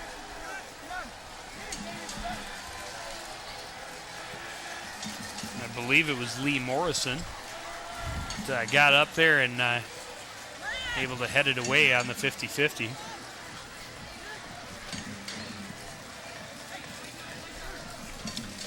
Tennyson turning toward the middle, on the run, looking for some help. Now gets it back to Seguer. Is a chance right on, and it is an offsides. Big save by Warren, but as you mentioned, it was offsides as Byron Alvarez getting behind the defense just a little early. And it was indeed a wonderful save by Joe Warren on that point-blank ball again. The Thunder looking a little bit vulnerable, getting caught flat-footed.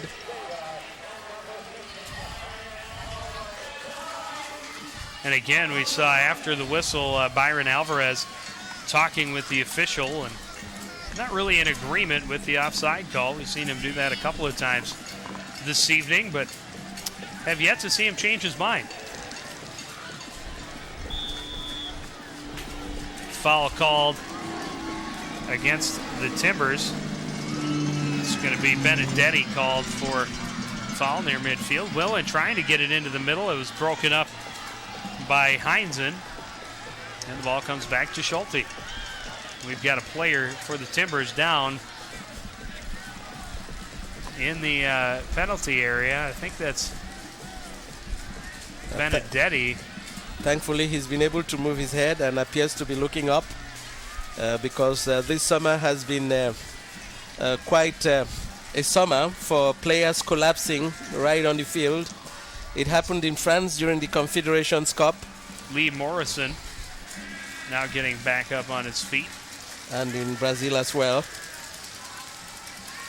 See if we can see what happened. Now that's Morrison on the left side of your screen. As he kicks it, kind of, he was backing up, and Marshall Moorhead coming forward, and the collision put him on the ground. And we saw Marshall Moorhead trying to keep him up, but Morrison maybe milking it for a little more than it was. Then he was actually hurt, doing a little bit of acting, hoping to get a foul called or indeed, it a did yellow not appear card. to be dangerous, and actually players like that should be given yellow cards. It has happened a few times. As I was saying earlier, we've seen two players collapse this year and actually passed away. Willen, cross pass, Moorhead can't get the header on it. Well, it certainly looked scary at first when he was laying down and wasn't moving at all. There's another look. The cross from Willen, just a bit too high for Moorhead. But thankfully, he's not seriously injured. And as you mentioned, maybe not a bad idea for the officials to give a warning to a player that does a little bit too much acting. This is really scary. Mac-Vivian Foe of Cameroon died during the Confederations Cup, collapsing like that on the field. And another player in Brazil. Play continues. A header from Firuzi. Or Firuz.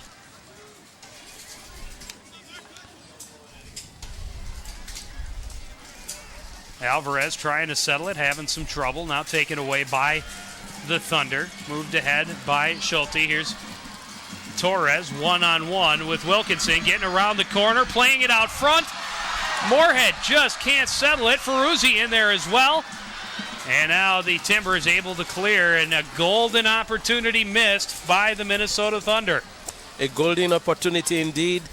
Great run by Johnny Torres, slicing down and cutting the defender off the ball. A great cross, but the Thunder player isn't able to put it away. I believe it's Masha Moorhead. And the second opportunity for Furuz. Well, the scores remain at 0-0. A long probing ball by Schulte. No problem for the Timbers defense. Benedetti with it, playing it back to Aaron Heisen. He wasn't quite ready for it, but able to tip it to a teammate. Now plays it back to the goalkeeper, Josh Saunders. Almost 70 minutes into the game and still scoreless. And the longer you go, the more dangerous every opportunity becomes, because it could so easily end as a one-goal game. You're right, it's beginning to seem that way.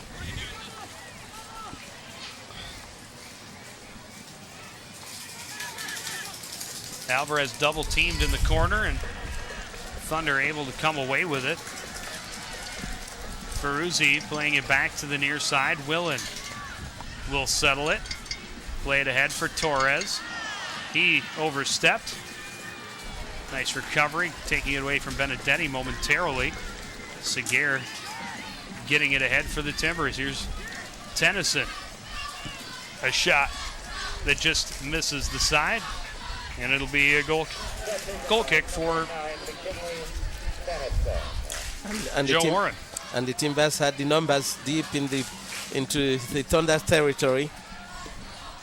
And that surprise shot sails out. Goal kick for the Thunder. A breakdown in the midfield coverage. Now we're going to see a substitution soon by the Portland Timbers. Number 22. Daniel Antoniuk standing in. Coming in for number 15 or 19, is it? Byron Alvarez is the man he will replace. And that is the first substitution by either squad in tonight's game. Alvarez, who actually has been quite dangerous on the Timbers attack. We'll see what Antoniuk has to offer. Here come the Timber again. A great shot from way out. A good shot actually from about 35, 40 yards out. No problem for Joe Warren, but a surprise shot nonetheless. By Warren. He sets up, no challenge.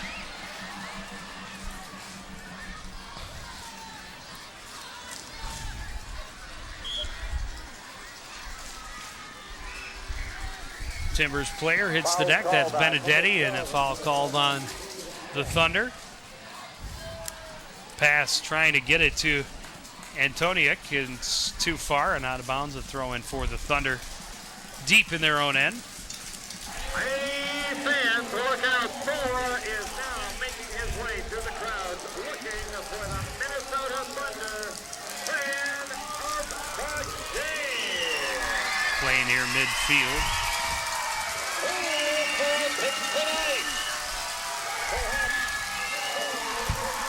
Into the corner goes Seguer, trying to work it back. Working against Schulte, got it to Benedetti. And the Timbers will reverse field. Here's a long shot, well up and over for Nick Downing. There you see Thor working the crowd here at the National Sports Center. Good crowd and a great night for, we haven't mentioned, I mean, a little bit humid and warm, but just a beautiful night here at the National Sports Center in Blaine. And a huge crowd enjoying a great game here between the Thunder and the Timbers. Torres in the corner, working against Wilkinson. Crossing. Too high. Nobody home. Well, the ball curved out of play and then into the field. And quite often those are called as goal kicks. And that is what we're going to get. Goalkeeper Saunders setting off. 73 minutes gone in the game. Either team yet to score. The two teams looking quite impressive this second half. The tempo is high. Quite a frantic pace. The Thunder, of course, determined not to have a repeat of what they've experienced during the past 3 or so games at home, where they played so well in the first half, conceded a goal in the second half, ended up losing the game. Here's another opportunity for the Thunder. And Younger, nice pass into Torres in the corner. Torres crossing, and Moorhead, header, misses just wide. Oh, another golden opportunity, and the Thunder doing a great job of setting up those opportunities, just haven't been able to put it in the back of the net. And there you see probably the 3 most dangerous men on the squad teaming up for this one. Younger to Torres, Moorhead, and tried to put it back toward the near post as Saunders was moving, and just this time put a little too much angle on it.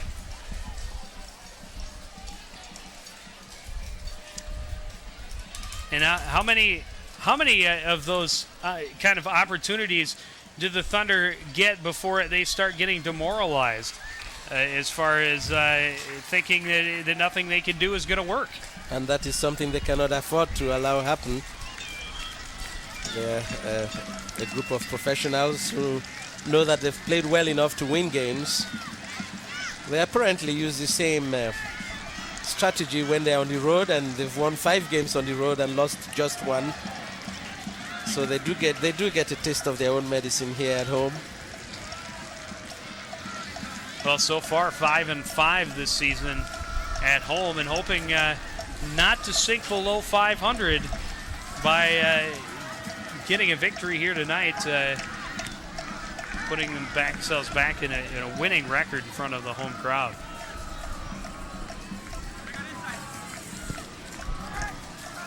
Cross in was knocked away. Schulte with it now.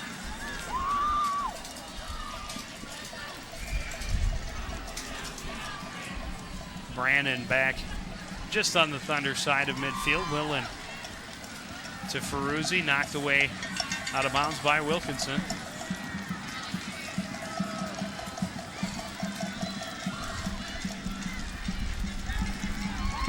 Throw it instead will go back to Schulte.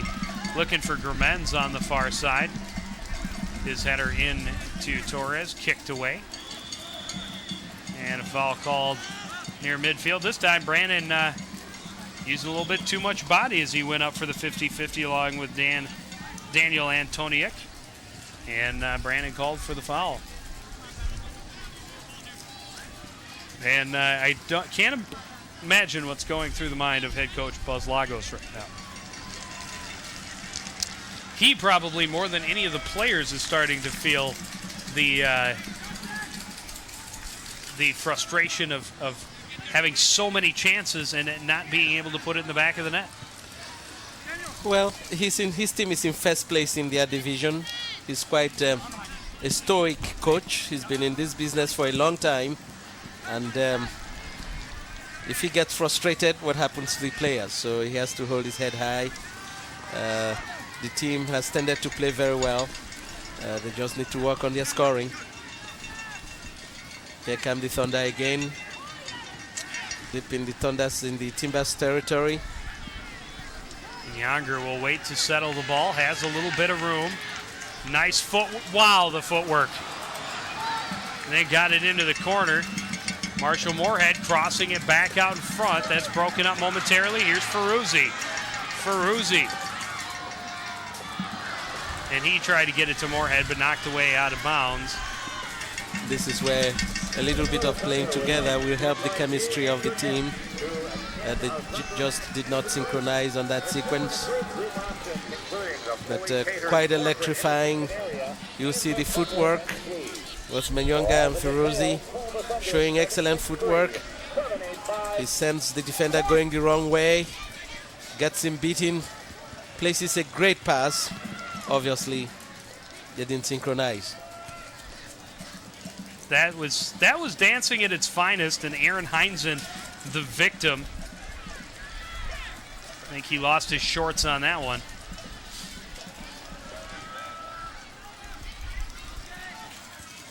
That is always, to me, the most impressive skill for a soccer player, is to be able to change directions so well. And this is going to be offside as Johnny Torres behind the defense a little bit. Looked like it was going to be a great opportunity, and it was the right idea, but Torres getting in a little early.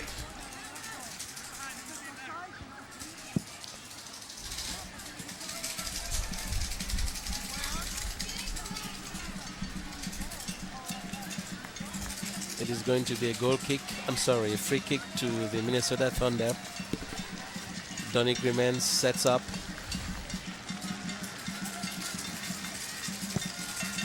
Dumps it in the penalty area. Not a good clearance by the Portland team. Won by Ferozi. Whelan. Steve Shack will bring it back near midfield. Tough time for Air to get out of a triple team, but he does. Minyanger is set up in the corner now. Looking for the cross to Torres. Torres with a chance. Big save by Josh Saunders. And another big opportunity for the Minnesota Thunder. Wonderful combination. Great shot on the turn. A very difficult one indeed. You congratulate the goalkeeper for such a save. You don't expect the ball. He turns, places it in the near post, and gets a corner. Off the corner, headed away by the Timbers, but settled by Minyanger. He's got Torres with him in the corner. Now Torres, long cross attempt. Header goes out of bounds. It'll be a goal kick.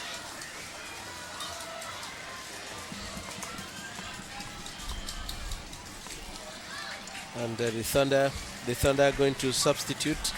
They're going to bring in Amos Magee, one of the hometown favorites, pedigrees, Minnesota's product. He will replace Willen on the field. Willen actually played much better this half.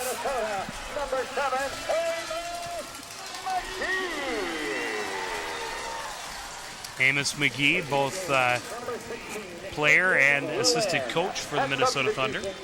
A very experienced player. The referee does not call that bomb. This time, fans, please look for a Thunder staff person who will be going through the crowd to collect the Thunder surveys, which you have so carefully filled out. Timbers working with it at midfield. Taken away by Schulte. Also make sure you get broken up and sent back in deep into the Thunder zone. Warren will settle it.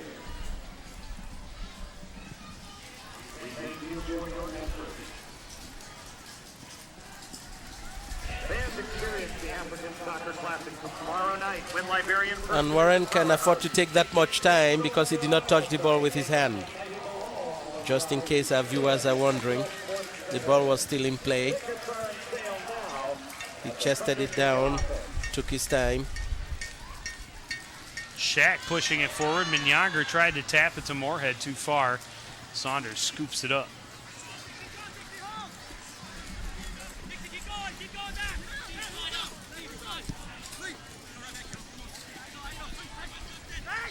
Down inside of 7.5 minutes in regulation time, a scoreless game, and you know the Thunder, they certainly were the aggressor and had more shots in that first half.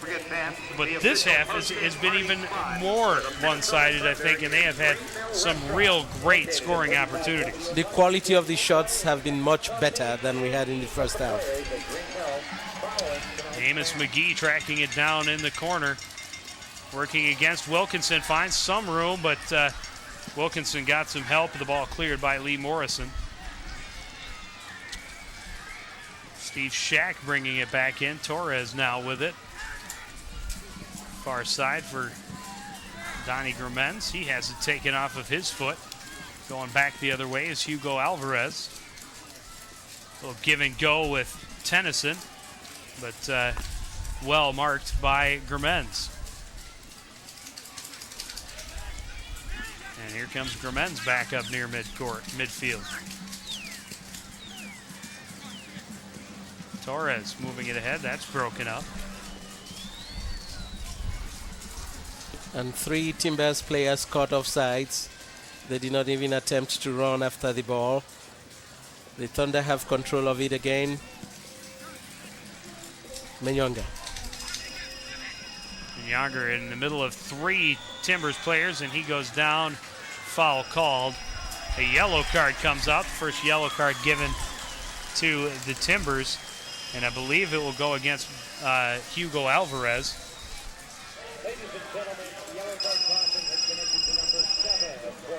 And Alvarez ends up on the ground with Johnny Menyonga. And a free kick from a good spot now. And it looks like it'll be Marco Ferruzzi who will take it for the Minnesota Thunder. This is going to be from about 45 yards away. We'll see what the Thunder decide to try and do with it. Setting it up on the near post, headed away by the Thunder. Amos McGee will be the first one to get to it, though. And now Schulte deep in the corner. High kick for the back post.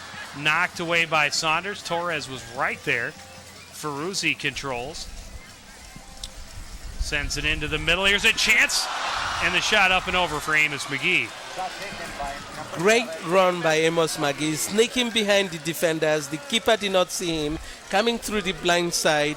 Would love to take that back. Wonderful opportunity. There is the experience of Amos McGee, almost playing up for the Thunder. There is the dummy. Unfortunately, it sails over. Great play indeed. Goal kick coming up for Josh Saunders.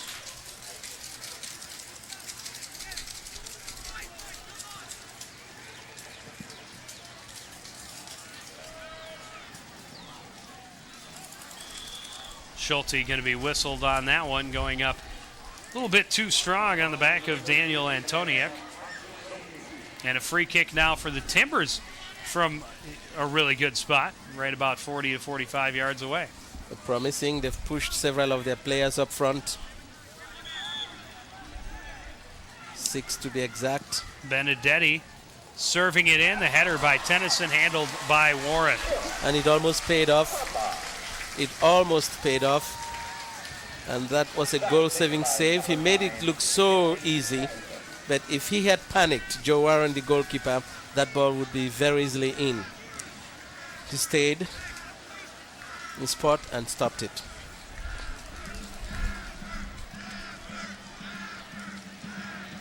And Warren serves it back into the Timber zone. Here's Menyonga again between 3 defenders. Nice little passing. Ferruzzi is shot, and that's wide on the far side. A goal kick coming up for Saunders.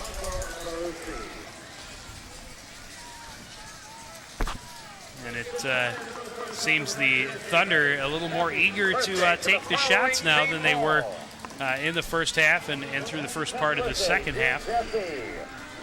And really feeling a little bit of an urgency to get the first goal, because at this point we're into the 87th minute, so the first goal could very well be the winning goal. Happy 12th birthday to Nick Warren.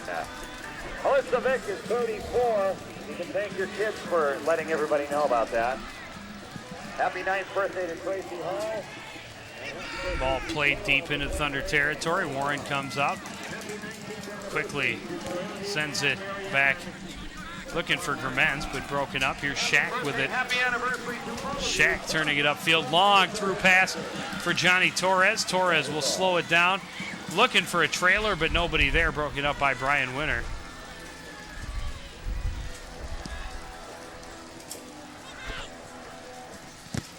Haven't seen an indication quite yet about how many penalty minutes we will play at the end of this first half before a possible overtime, but I've got to imagine it will be 2 or 3 minutes at least, as we're down to about a minute and a half remaining in regulation time.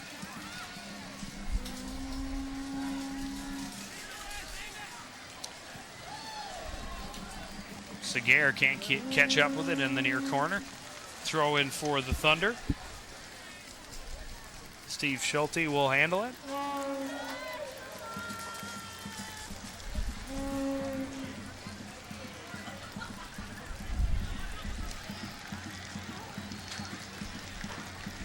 Minyager trying to get around Winter, but Winter doing a nice job keeping him off. Goes out of bounds. It'll be a Thunder throw in.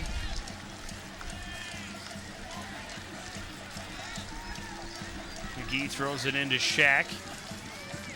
Shaq far side for Gremens. Into the 89th minute.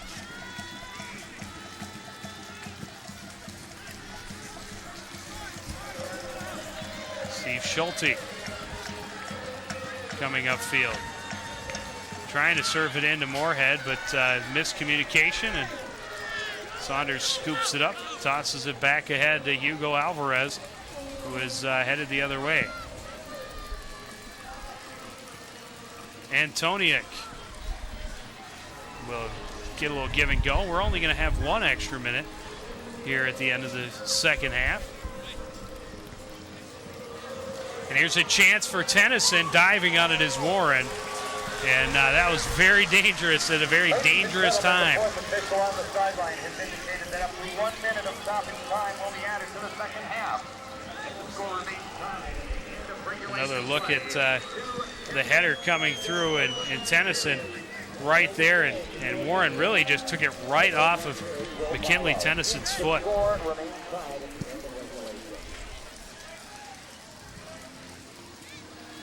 Ball played into the corner. Tennyson battling for it. He goes down, being tied up with Adam Ayer. No foul called. Thunder working it back the other way. Long pass for Torres, but it's going to go out on the far side. And I think that's pretty much going to do it for the second half of play, and we're going to go to an overtime period to try and determine a winner. Kind of an interesting statistic. Neither of these teams has a tie so far this season. That is true. That is true. Is it going to be today? The Thunder had the better of the chances, great quality shots that were taken, and the Thunder managed to stem the attack from the Thunder. And we're going to go into overtime, the first of 2 5-minute overtimes in this game, so they'll have 10 minutes of play again to avail of themselves. Before we might have a victor, and hopefully it will be the Thunder. We in our broadcast we try to be fair, but we also do know that our home team, with several of our pedigree from Minnesota playing in it, also deserve to be supported. Well, the interesting thing to me in the A-League being professional soccer is that the overtimes are not golden goal, which is the norm in World Cup soccer, of course. Golden goal, same as sudden death, and that's kind of the norm for most professional sports in America, anyways. And as I mentioned in World Cup, they play golden goal overtime. But do you know why the A-League and why the USL decides that they will do a timed overtime rather than golden goal? Well, this used to be the FIFA mode of playing. They did not used to have the sudden death goal. It's a more recent phenomenon with FIFA. Different leagues around the world are giving the freedom to experiment with any number of tie-breaking schemes, and this is what the A-League chose, and FIFA allowed them to do it. If it were an international game, the FIFA rules obviously would apply right across the board, unless, of course, if the teams involved put in a request to have some modifications to the regulations. See Joe Warren trying to stay loose out there, getting ready for the second half. We talked about it. The Thunder really getting not only the better chances, but great opportunities in that second half, just unable to put them away, and they have all been set up well. This one, Johnny Torres working some magic to get around Wilkinson, and a good cross, but Marshall Moorhead not quite able to handle it, and then Ferruzzi almost had a chance on it as well, and but the Timbers able to clear, and then an even better chance set up by Minyager, getting it to Torres in the corner, and you see Torres with his head up looking for his teammates. A great cross, and the header from Moorhead just sent it back to the near side a little too much. You can see the disappointment as he puts his hands over his face. He knew he had a great opportunity to get the goal there, and a missed opportunity, unfortunately, for the Minnesota Thunder. And there you see it's still a lot of fans in the stands here at the National Sports Center. This game about a little more than 2 hours old, and headed for overtime. The Minnesota Youth Soccer Association, and there you see it's the YMCA during the break here. It is indeed, the mood is festive here at the National Sports Center. A wonderful evening, a pleasant evening, a gentle wind blowing, no mosquitoes, and they've watched a remarkable game this evening. The Thunder playing very well, and even playing better, with a little controlling the tempo in the second half, some electrifying plays. The game ended up in 0-0. We're going to go into overtime, but the kids are having a lot of fun. Take a look at one more of the great opportunities for the Thunder in that first half. A great pass from Ferruzzi past the decoy of Minyager, and Amos McGee just getting under the ball a little too much, lofting it over the goal. And I was going to mention the Minnesota Youth Soccer Association State Tournament taking place here at the National Sports Center in Blaine this week, and that is why we have the great crowd here tonight. They had opening ceremonies for the tournament before the game, and of course this is one of the games the Thunder sponsors for Minnesota Youth Soccer Association, giving every MYSA player in Minnesota 2 tickets to come to tonight's game. One of, I believe, 3 games they do that for throughout the year. The game we did against Rochester Raging Rhinos earlier in the season was also an MYSA game, and the fans here tonight certainly being treated to a great game. It's been a great game indeed. It would even be better if the Thunder were to pull off the victory. They've played well enough to win it, but one has to give credit to this Portland team. They came up with a strategy, they stuck by it. It appeared to have paid off in the sense that they did not lose the game. Now let's see what happens in the second half. The pressure continues to be on the Thunder. Well, the Thunder, the team trying to break out of the slump, and at this point, the Timbers, of course, don't want to lose, but a loss will not deflate their mood too much, having won their last 4 and 9 of their last 11 games to climb into a pretty tight race with the Seattle Sounders for the lead in the Pacific Division. The Thunder starting with it here in the first overtime. And we'll see if there's any more urgency shown from the two teams as Nick Downing unable to keep it in bounds on the near side, near midfield. Hey, if your team is planning a road trip this summer, call Northfield Lines and ask for the Thunder. And we'll see if the Thunder continue to dictate the tempo here. Nice job by Wilkinson coming in to head it away from Marshall Moorhead. And the Timbers can't keep it in on the far side, and Ferruzzi will throw it in for the Thunder.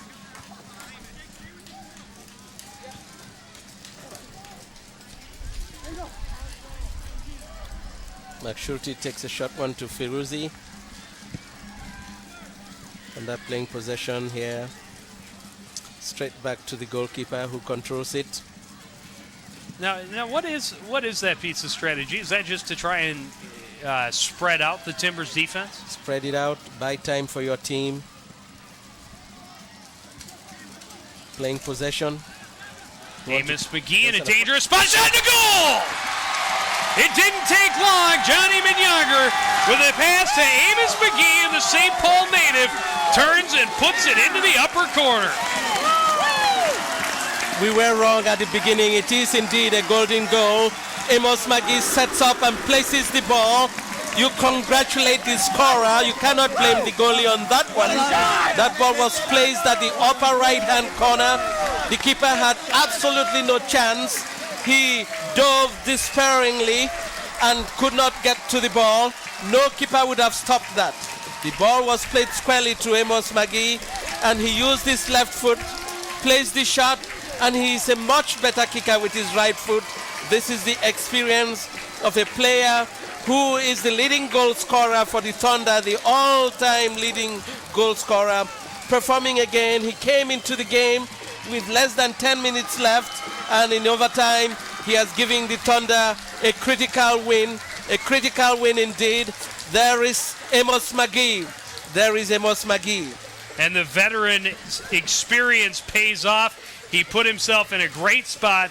Johnny Minyager, a great pass, put it right on his foot, and McGee wasted no time, turned, shot, and put it right into the upper corner. The Thunder. Take a look at it again. There you see it actually starts with McGee getting it to Minyager, and look at the respect Minyager gets. 3 or 4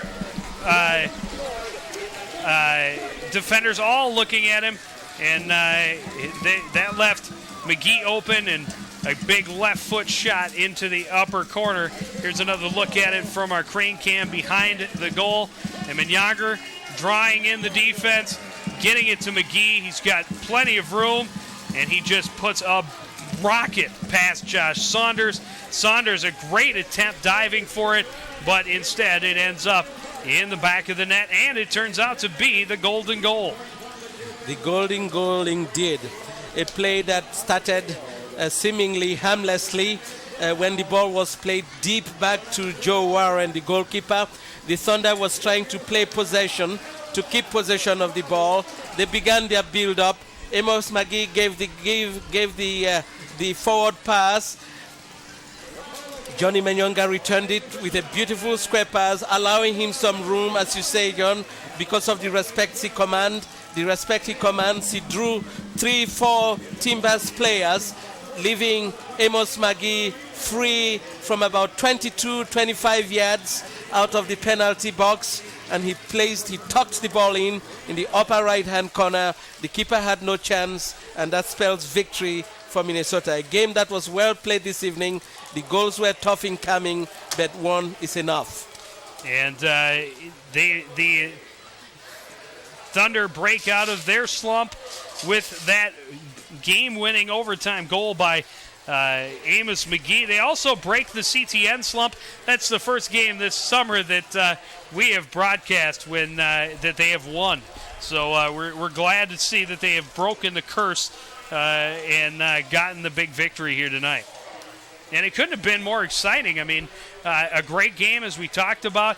The Thunder really dictated the tempo throughout, had some great opportunities in the second half, but then had to go to overtime, and the overtime only lasted a little over a minute, and Amos McGee puts it in the back of the net.